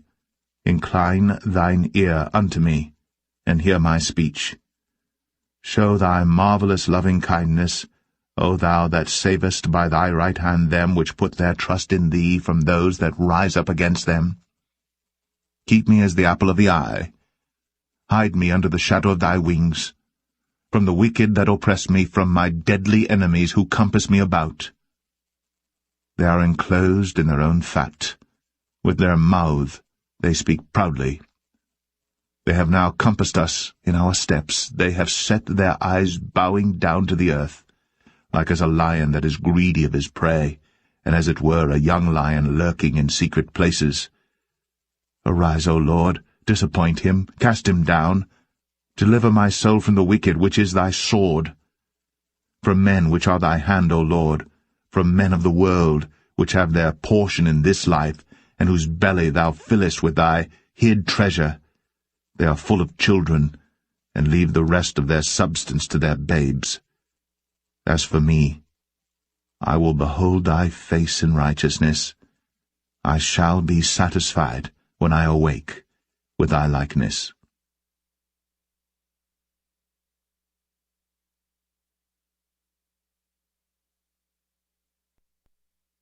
Psalm 18. I will love thee, O Lord, my strength. The Lord is my rock, and my fortress, and my deliverer, my God, my strength, in whom I will trust, my buckler, and the horn of my salvation, and my high tower. I will call upon the Lord, who is worthy to be praised. So shall I be saved from mine enemies. The sorrows of death compassed me, and the floods of ungodly men made me afraid. The sorrows of hell compassed me about. The snares of death prevented me. In my distress I called upon the Lord, and cried unto my God. He heard my voice out of his temple, and my cry came before him, even into his ears. Then the earth shook and trembled. The foundations also of the hills moved and were shaken, because he was wroth. There went up a smoke out of his nostrils, and fire out of his mouth devoured. Coals were kindled by it. He bowed the heavens also, and came down, and darkness was under his feet. And he rode upon a cherub, and did fly, yea, he did fly upon the wings of the wind. He made darkness his secret place. His pavilion round about him were dark waters and thick clouds of the skies. At the brightness that was before him his thick clouds passed, hailstones and coals of fire. The Lord also thundered in the heavens, and the highest gave his voice, hailstones and coals of fire. Yea, He sent out his arrows and scattered them, and he shot out lightnings and discomfited them. Then the channels of waters were seen, and the foundations of the world were discovered at thy rebuke, O Lord, at the blast of the breath of thy nostrils. He sent from above, he took me, he drew me out of many waters. He delivered me from my strong enemy, and from them which hated me. For they were too strong for me, they prevented me in the day of my calamity. But the Lord was my stay. He brought me forth also into a large place. He delivered me because he delighted in me. The Lord rewarded me according to my righteousness. According to the cleanness of my hands hath he recompensed me. For I have kept the ways of the Lord, and have not wickedly departed from my God. For all his judgments were before me, and I did not put away his statutes from me. I was also upright before him, and I kept myself from mine iniquity. Therefore hath the Lord recompensed me according to my righteousness, according to the cleanness of my hands in his eyesight. With the merciful, thou wilt show thyself merciful. With an upright man, thou wilt show thyself upright. With the pure, thou wilt show thyself pure. And with the froward, thou wilt show thyself froward. For thou wilt save the afflicted people, but wilt bring down high looks.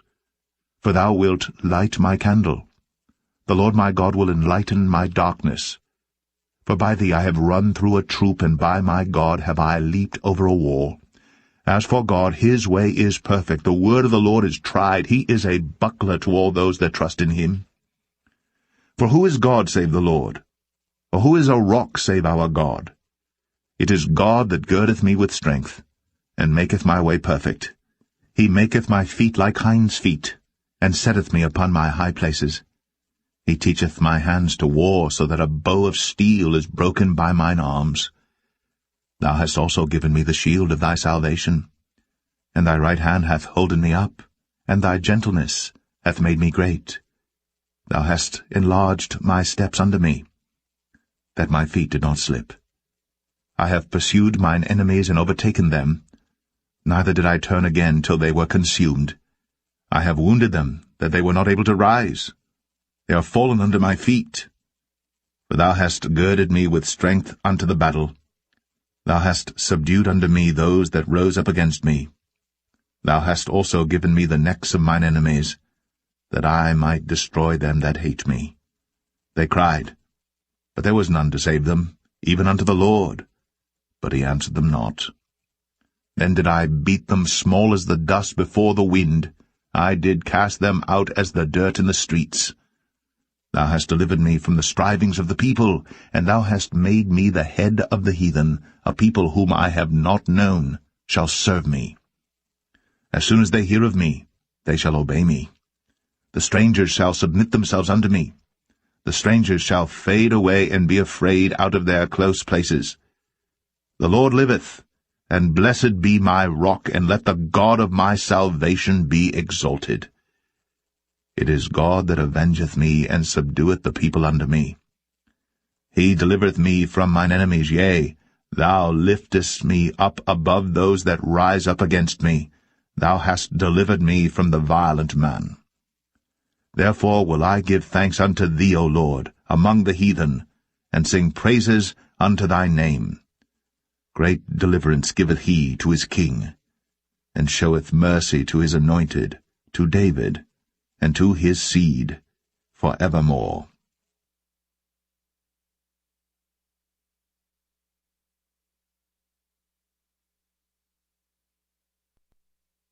Psalm 19.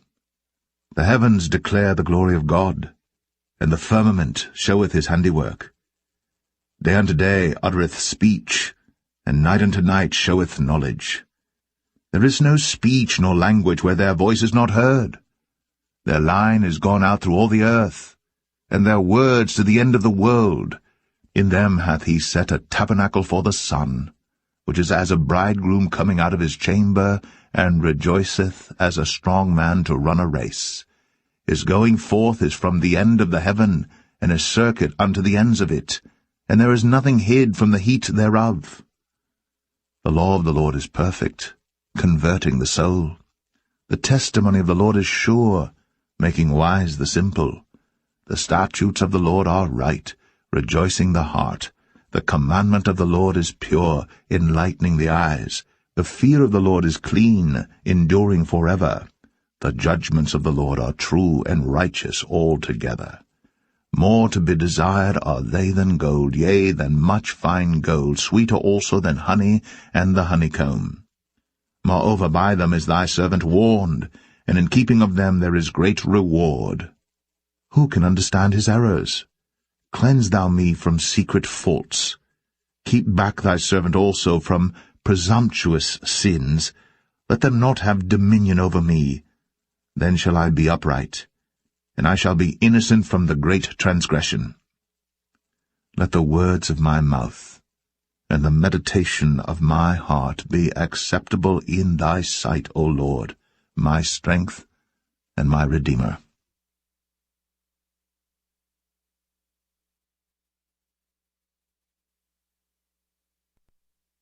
Psalm 20. The Lord hear thee in the day of trouble. The name of the God of Jacob defend thee. Send thee help from the sanctuary, and strengthen thee out of Zion.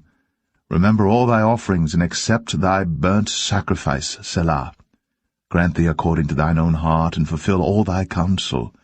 We will rejoice in thy salvation, and in the name of our God we will set up our banners. The Lord fulfill all thy petitions. Now know I that the Lord saveth his anointed. He will hear him from his holy heaven with the saving strength of his right hand. Some trust in chariots, and some in horses. But we will remember the name of the Lord our God. They are brought down and fallen, but we are risen, and stand upright. Save, Lord. Let the King hear us when we call.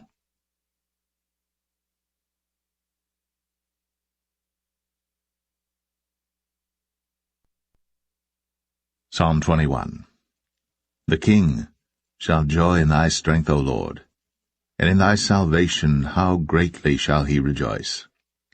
Thou hast given him his heart's desire, and hast not withholden the request of his lips, Selah. For thou preventest him with the blessings of goodness. Thou settest a crown of pure gold on his head. He asked life of thee, and thou gavest it him, even length of days for ever and ever. His glory is great in thy salvation. Honour and majesty hast thou laid upon him. For thou hast made him most blessed for ever. Thou hast made him exceeding glad with thy countenance. For the king trusteth in the Lord, and through the mercy of the Most High he shall not be moved. Thine hand shall find out all thine enemies. Thy right hand shall find out those that hate thee. Thou shalt make them as a fiery oven in the time of thine anger. The Lord shall swallow them up in his wrath, and the fire shall devour them. Their fruit shalt thou destroy from the earth, and their seed from among the children of men.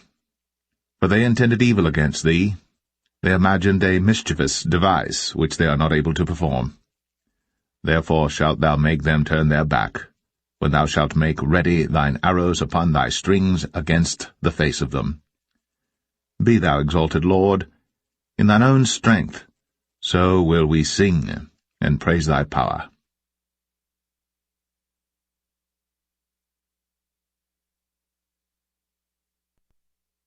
Psalm 22. My God, why hast thou forsaken me? Why art thou so far from helping me, and from the words of my roaring? O my God, I cry in the daytime, but thou hearest not, and in the night season, and am not silent. But thou art holy, O thou that inhabitest the praises of Israel. Our fathers trusted in thee, they trusted, and thou didst deliver them. They cried unto thee, and were delivered. They trusted in thee, and were not confounded.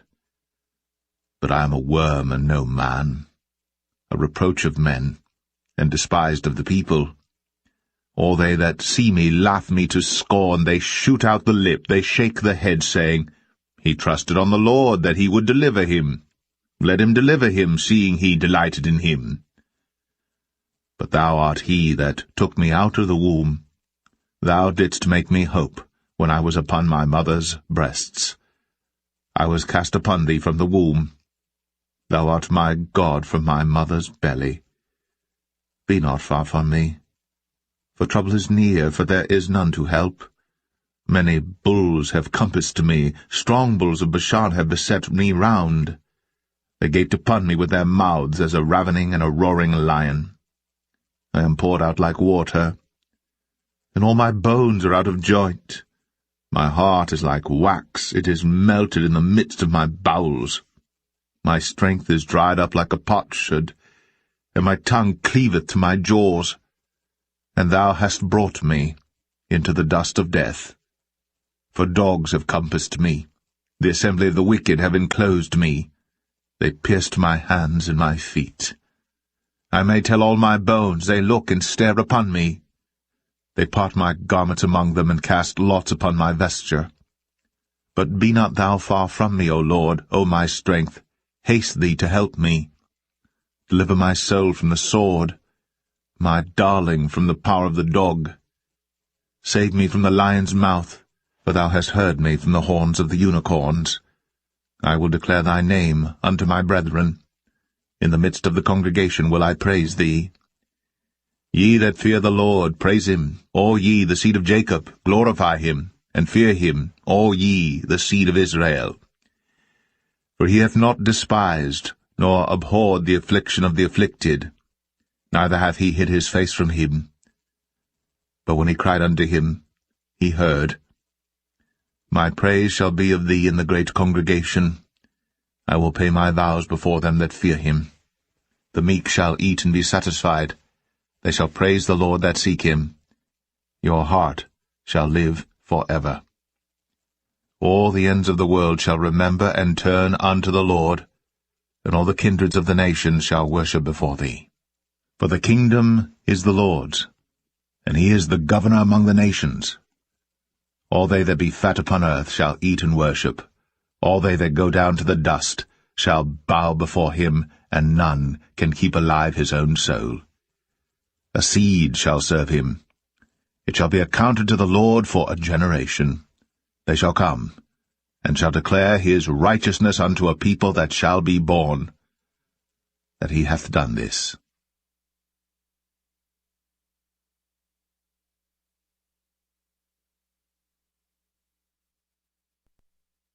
Psalm 23. The Lord is my shepherd. I shall not want. He maketh me to lie down in green pastures. He leadeth me beside the still waters. He restoreth my soul. He leadeth me in the paths of righteousness for his name's sake. Yea, though I walk through the valley of the shadow of death, I will fear no evil, for thou art with me. Thy rod and thy staff, they comfort me. Thou preparest a table before me in the presence of mine enemies.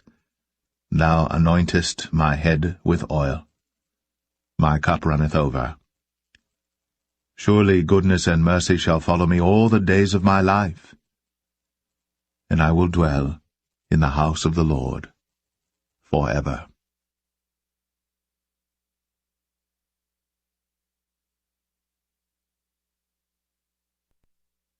Psalm 24. The earth is the Lord's, and the fullness thereof, the world, and they that dwell therein. For he hath founded it upon the seas, and established it upon the floods. Who shall ascend into the hill of the Lord, or who shall stand in his holy place? He that hath clean hands and a pure heart, who hath not lifted up his soul unto vanity, nor sworn deceitfully. He shall receive the blessing from the Lord, and righteousness from the God of his salvation. This is the generation of them that seek him, that seek thy face, O Jacob. Selah. Lift up your heads, O ye gates, and be ye lift up, ye everlasting doors, and the King of glory shall come in. Who is this King of glory? The Lord strong and mighty, the Lord mighty in battle. Lift up your heads, O ye gates, even lift them up, ye everlasting doors, and the King of glory shall come in. Who is this King of glory? the Lord of hosts. He is the King of glory. Selah.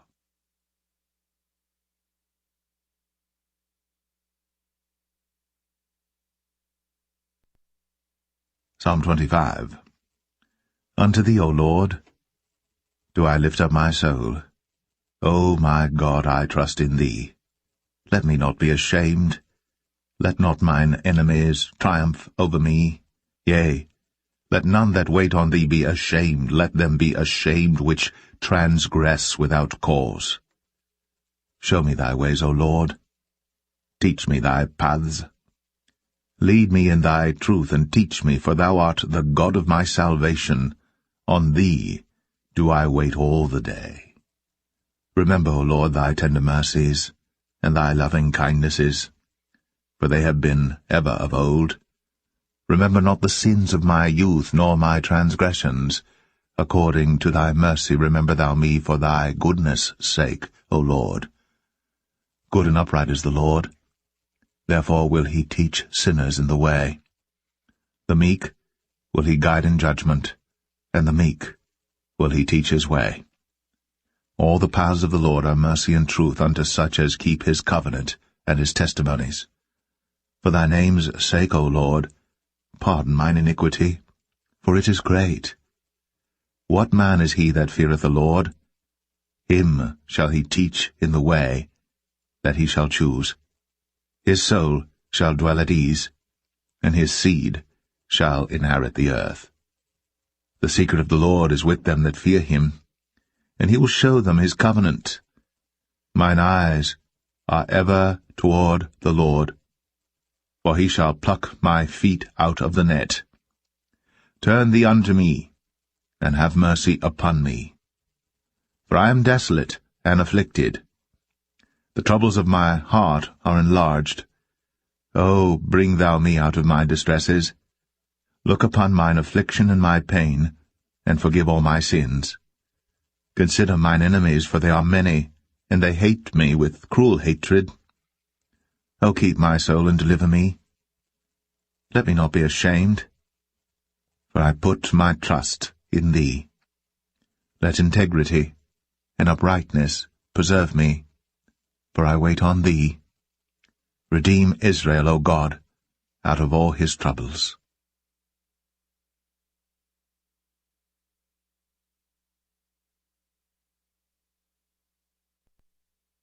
Psalm 26. Judge me, O Lord, for I have walked in mine integrity. I have trusted also in the Lord. Therefore I shall not slide. Examine me, O Lord, and prove me. Try my reins in my heart. For thy loving kindness is before mine eyes, and I have walked in thy truth. I have not sat with vain persons, neither will I go in with dissemblers. I have hated the congregation of evildoers, and will not sit with the wicked. I will wash mine hands in innocency. So will I compass thine altar, O Lord, that I may publish with the voice of thanksgiving, and tell of all thy wondrous works. Lord, I have loved the habitation of thy house, and the place where thine honour dwelleth. Gather not my soul with sinners, nor my life with bloody men, in whose hands is mischief, and their right hand is full of bribes. But as for me, I will walk in mine integrity. Redeem me, and be merciful unto me. My foot standeth in an even place. In the congregations will I bless the Lord.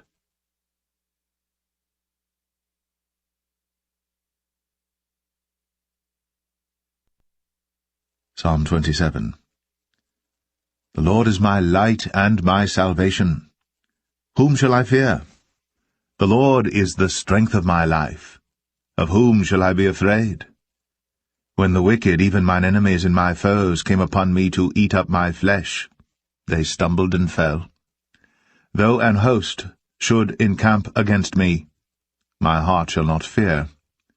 Though war should rise against me, in this will I be confident. One thing have I desired of the Lord, that will I seek after, that I may dwell in the house of the Lord all the days of my life, to behold the beauty of the Lord, and to inquire in his temple. For in the time of trouble he shall hide me in his pavilion. In the secret of his tabernacle shall he hide me. He shall set me up upon a rock. And now shall mine head be lifted up above mine enemies round about me.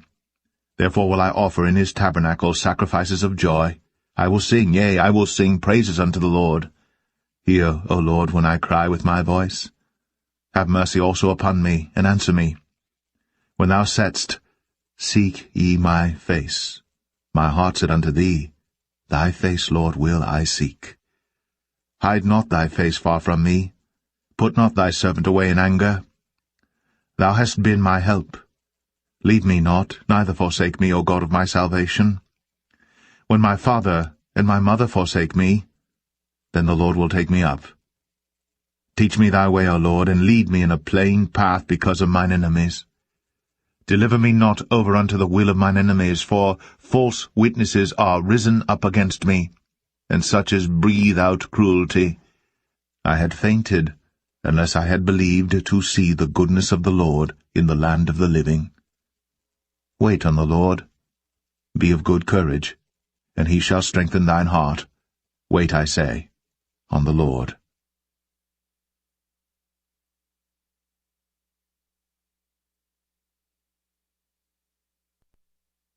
Psalm 28. Unto thee will I cry, O Lord, my rock. Be not silent to me, lest if thou be silent to me, I become like them that go down into the pit. Hear the voice of my supplications when I cry unto thee, when I lift up my hands toward thy holy oracle. Draw me not away with the wicked and with the workers of iniquity, which speak peace to their neighbors, but mischief is in their hearts. Give them according to their deeds, and according to the wickedness of their endeavors give them after the work of their hands. Render to them their desert. Because they regard not the works of the Lord, nor the operation of his hands, he shall destroy them, and not build them up. Blessed be the Lord, because he hath heard the voice of my supplications. The Lord is my strength and my shield. My heart trusted in him, and I am helped. Therefore my heart greatly rejoiceth, and with my song will I praise him. The Lord is their strength, and he is the saving strength of his anointed. Save thy people, and bless thine inheritance. Feed them also, and lift them up forever.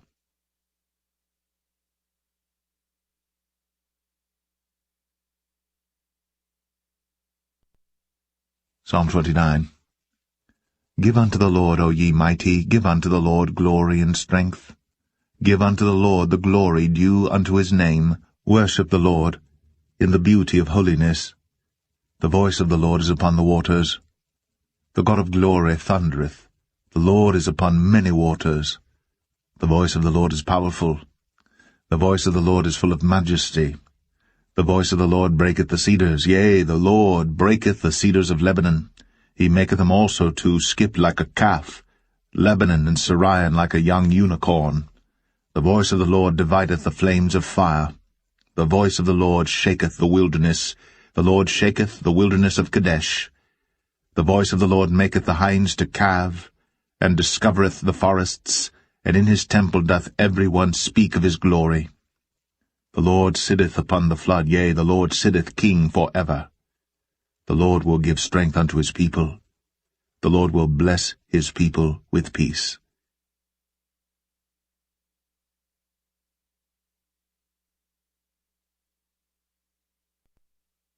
Psalm 30. I will extol thee, O Lord, for thou hast lifted me up, and hast not made my foes to rejoice over me. O Lord my God, I cried unto thee, and thou hast healed me. O Lord, thou hast brought up my soul from the grave. Thou hast kept me alive, that I should not go down to the pit. Sing unto the Lord, O ye saints of his, and give thanks at the remembrance of his holiness. For his anger endureth but a moment, in his favour is life. Weeping may endure for a night, but joy cometh in the morning. And in my prosperity I said, I shall never be moved. Lord, by thy favour thou hast made my mountain to stand strong. Thou didst hide thy face, and I was troubled. I cried to thee, O Lord, and unto the Lord I made supplication. What profit is there in my blood when I go down to the pit? Shall the dust praise thee? Shall it declare thy truth? Hear, O Lord, and have mercy upon me. Lord, be thou my helper. Thou hast turned for me my mourning into dancing. Thou hast put off my sackcloth and girded me with gladness, to the end that my glory may sing praise to thee, and not be silent. O Lord my God, I will give thanks unto thee for ever.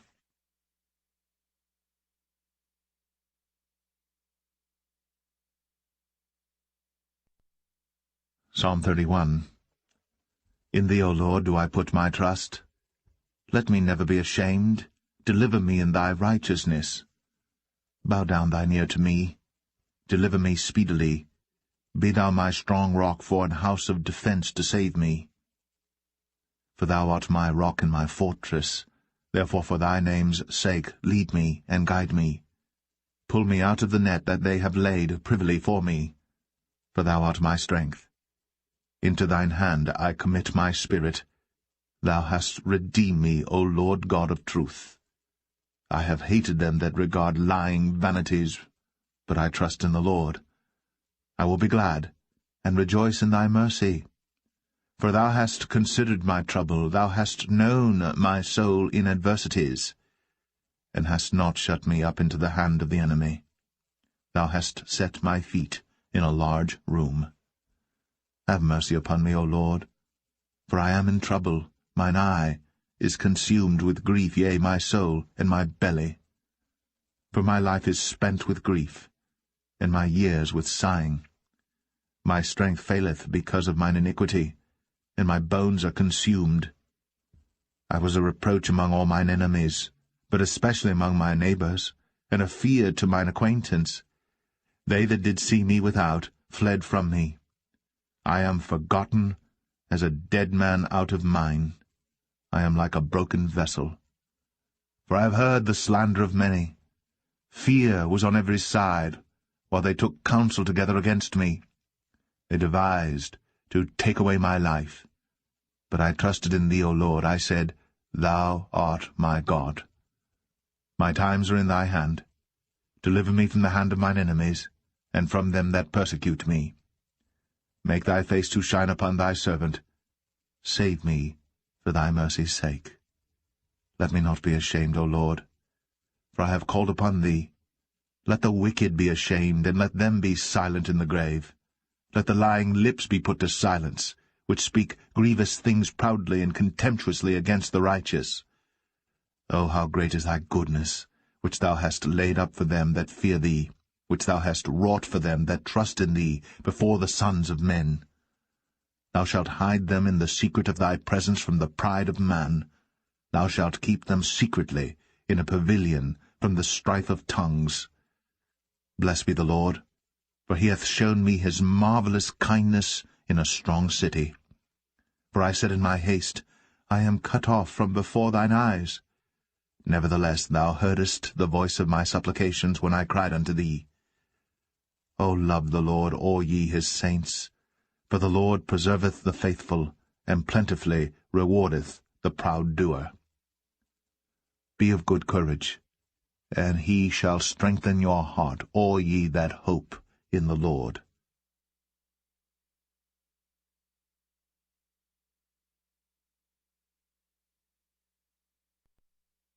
Psalm 32. Blessed is he whose transgression is forgiven, whose sin is covered. Blessed is the man unto whom the Lord imputeth not iniquity, and in whose spirit there is no guile. When I kept silence, my bones waxed old through my roaring all the day long. For day and night thy hand was heavy upon me. My moisture is turned into the drought of summer. Selah. I acknowledged my sin unto thee, and mine iniquity have I not hid. I said, I will confess my transgressions unto the Lord. And thou forgavest the iniquity of my sin. Selah.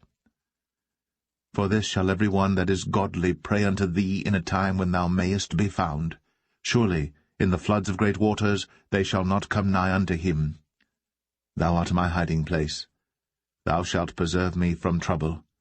Thou shalt compass me about with songs of deliverance. Selah.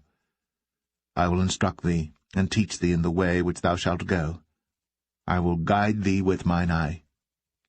Be ye not as the horse, or as the mule, which have no understanding, whose mouth must be held in with bit and bridle, lest they come near unto thee.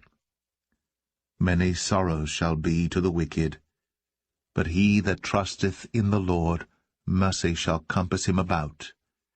Be glad in the Lord, and rejoice, ye righteous, and shout for joy, all ye that are upright in heart.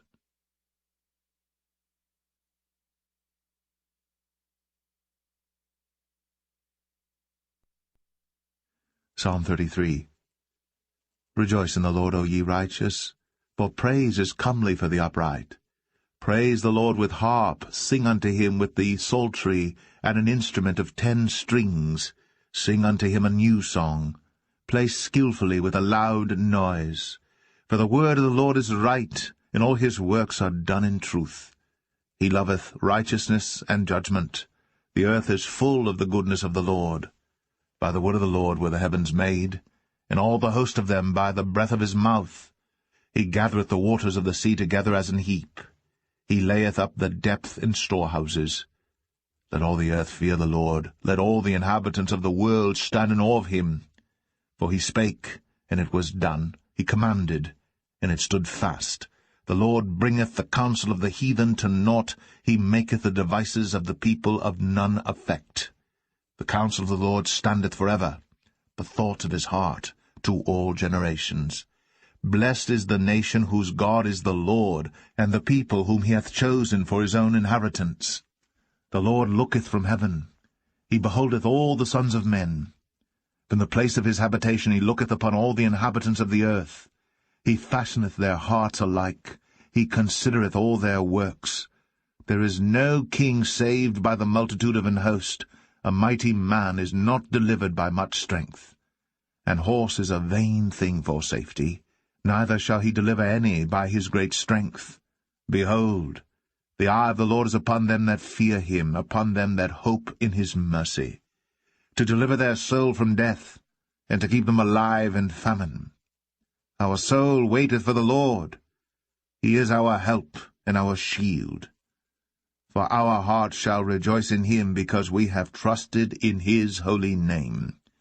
Let thy mercy, O Lord, be upon us, according as we hope in thee.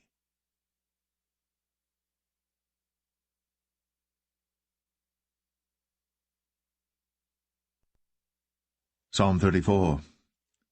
I will bless the Lord at all times. His praise shall continually be in my mouth. My soul shall make her boast in the Lord. The humble shall hear thereof and be glad. O magnify the Lord with me, and let us exalt his name together. I sought the Lord, and he heard me, and delivered me from all my fears. They looked unto him, and were lightened, and their faces were not ashamed. This poor man cried, and the Lord heard him, and saved him out of all his troubles. The angel of the Lord encampeth round about them that fear him, and delivereth them. O taste and see that the Lord is good. Blessed is the man that trusteth in him. O fear the Lord, ye his saints, for there is no want to them that fear him. The young lions do lack and suffer hunger, but they that seek the Lord shall not want any good thing. Come, ye children, hearken unto me. I will teach you the fear of the Lord. What man is he that desireth life, and loveth many days, that he may see good? Keep thy tongue from evil, and thy lips from speaking guile. Depart from evil, and do good. Seek peace, and pursue it. The eyes of the Lord are upon the righteous, and his ears are open unto their cry. The face of the Lord is against them that do evil, to cut off the remembrance of them from the earth. The righteous cry, and the Lord heareth, and delivereth them out of all their troubles. The Lord is nigh unto them that are of a broken heart, and saveth such as be of a contrite spirit. Many are the afflictions of the righteous, but the Lord delivereth him out of them all. He keepeth all his bones, not one of them is broken. Evil shall slay the wicked, and they that hate the righteous shall be desolate. The Lord redeemeth the soul of his servants, and none of them that trust in him shall be desolate.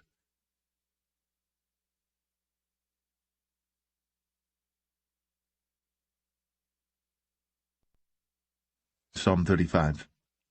Plead my cause, O Lord, with them that strive with me. Fight against them that fight against me. Take hold of shield and buckler, and stand up for mine help. Draw out also the spear, and stop the way against them that persecute me. Say unto my soul, I am thy salvation. Let them be confounded and put to shame that seek after my soul. Let them be turned back and brought to confusion that devise my hurt. Let them be as chaff before the wind, and let the angel of the Lord chase them. Let their way be dark and slippery, and let the angel of the Lord persecute them. For without cause have they hid for me their net in a pit, which without cause they have digged for my soul. Let destruction come upon him at unawares, and let his net that he hath hid catch himself. Into that very destruction let him fall. And my soul shall be joyful in the Lord. It shall rejoice in his salvation. All my bones shall say, Lord, who is like unto thee, which deliverest the poor from him that is too strong for him, yea, the poor and the needy from him that spoileth him? False witnesses did rise up. They laid to my charge things that I knew not. They rewarded me evil for good to the spoiling of my soul. But as for me, when they were sick, my clothing was sackcloth. I humbled my soul with fasting, and my prayer returned into mine own bosom. I behaved myself as though he had been my friend or brother. I bowed down heavily, as one that mourneth for his mother. But in mine adversity they rejoiced, and gathered themselves together. Yea, the abjects gathered themselves together against me, and I knew it not. They did tear me, and ceased not. With hypocritical mockers and feasts they gnashed upon me with their teeth. Lord, how long wilt thou look on? Rescue my soul from their destructions, my darling from the lions. I will give thee thanks in the great congregation. I will praise thee among much people. Let not them that are mine enemies wrongfully rejoice over me, neither let them wink with the eye that hate me without a cause. For they speak not peace, but they devise deceitful matters against them that are quiet in the land.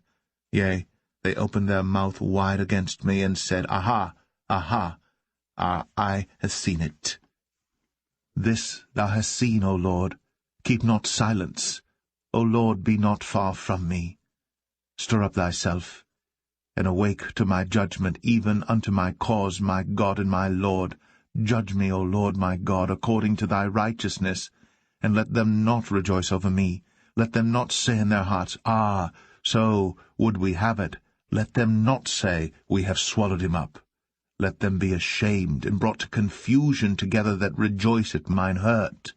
Let them be clothed with shame and dishonour that magnify themselves against me. Let them shout for joy and be glad that favour my righteous cause. Yea, let them say continually, Let the Lord be magnified, which hath pleasure in the prosperity of his servant. And my tongue shall speak of thy righteousness, and of thy praise all the day long.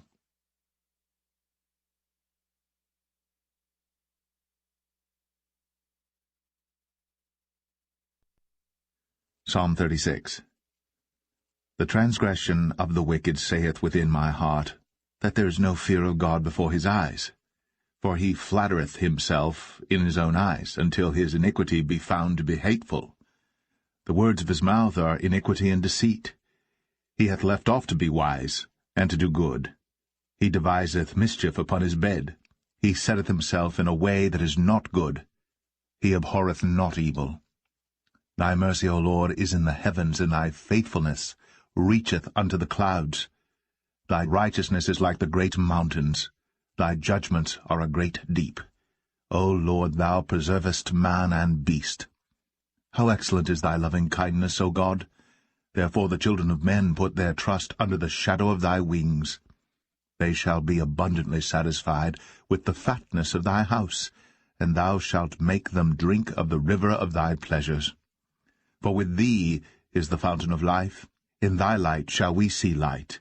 O continue thy loving kindness unto them that know thee, and thy righteousness to the upright in heart. Let not the foot of pride come against me, and let not the hand of the wicked remove me. There are the workers of iniquity fallen. They are cast down, and shall not be able to rise.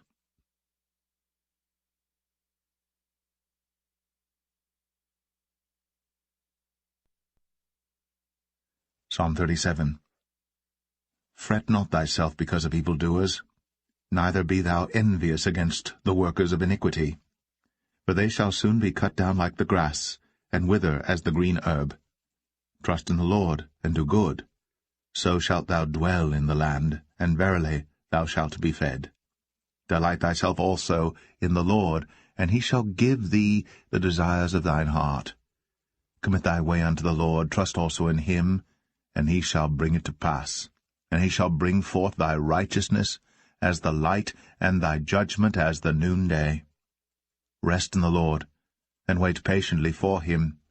Fret not thyself because of him who prospereth in his way, because of the man who bringeth wicked devices to pass. Cease from anger, and forsake wrath. Fret not thyself in any wise to do evil, for evildoers shall be cut off, but those that wait upon the Lord, they shall inherit the earth. For yet for a little while, and the wicked shall not be. Yea, thou shalt diligently consider his place, and it shall not be.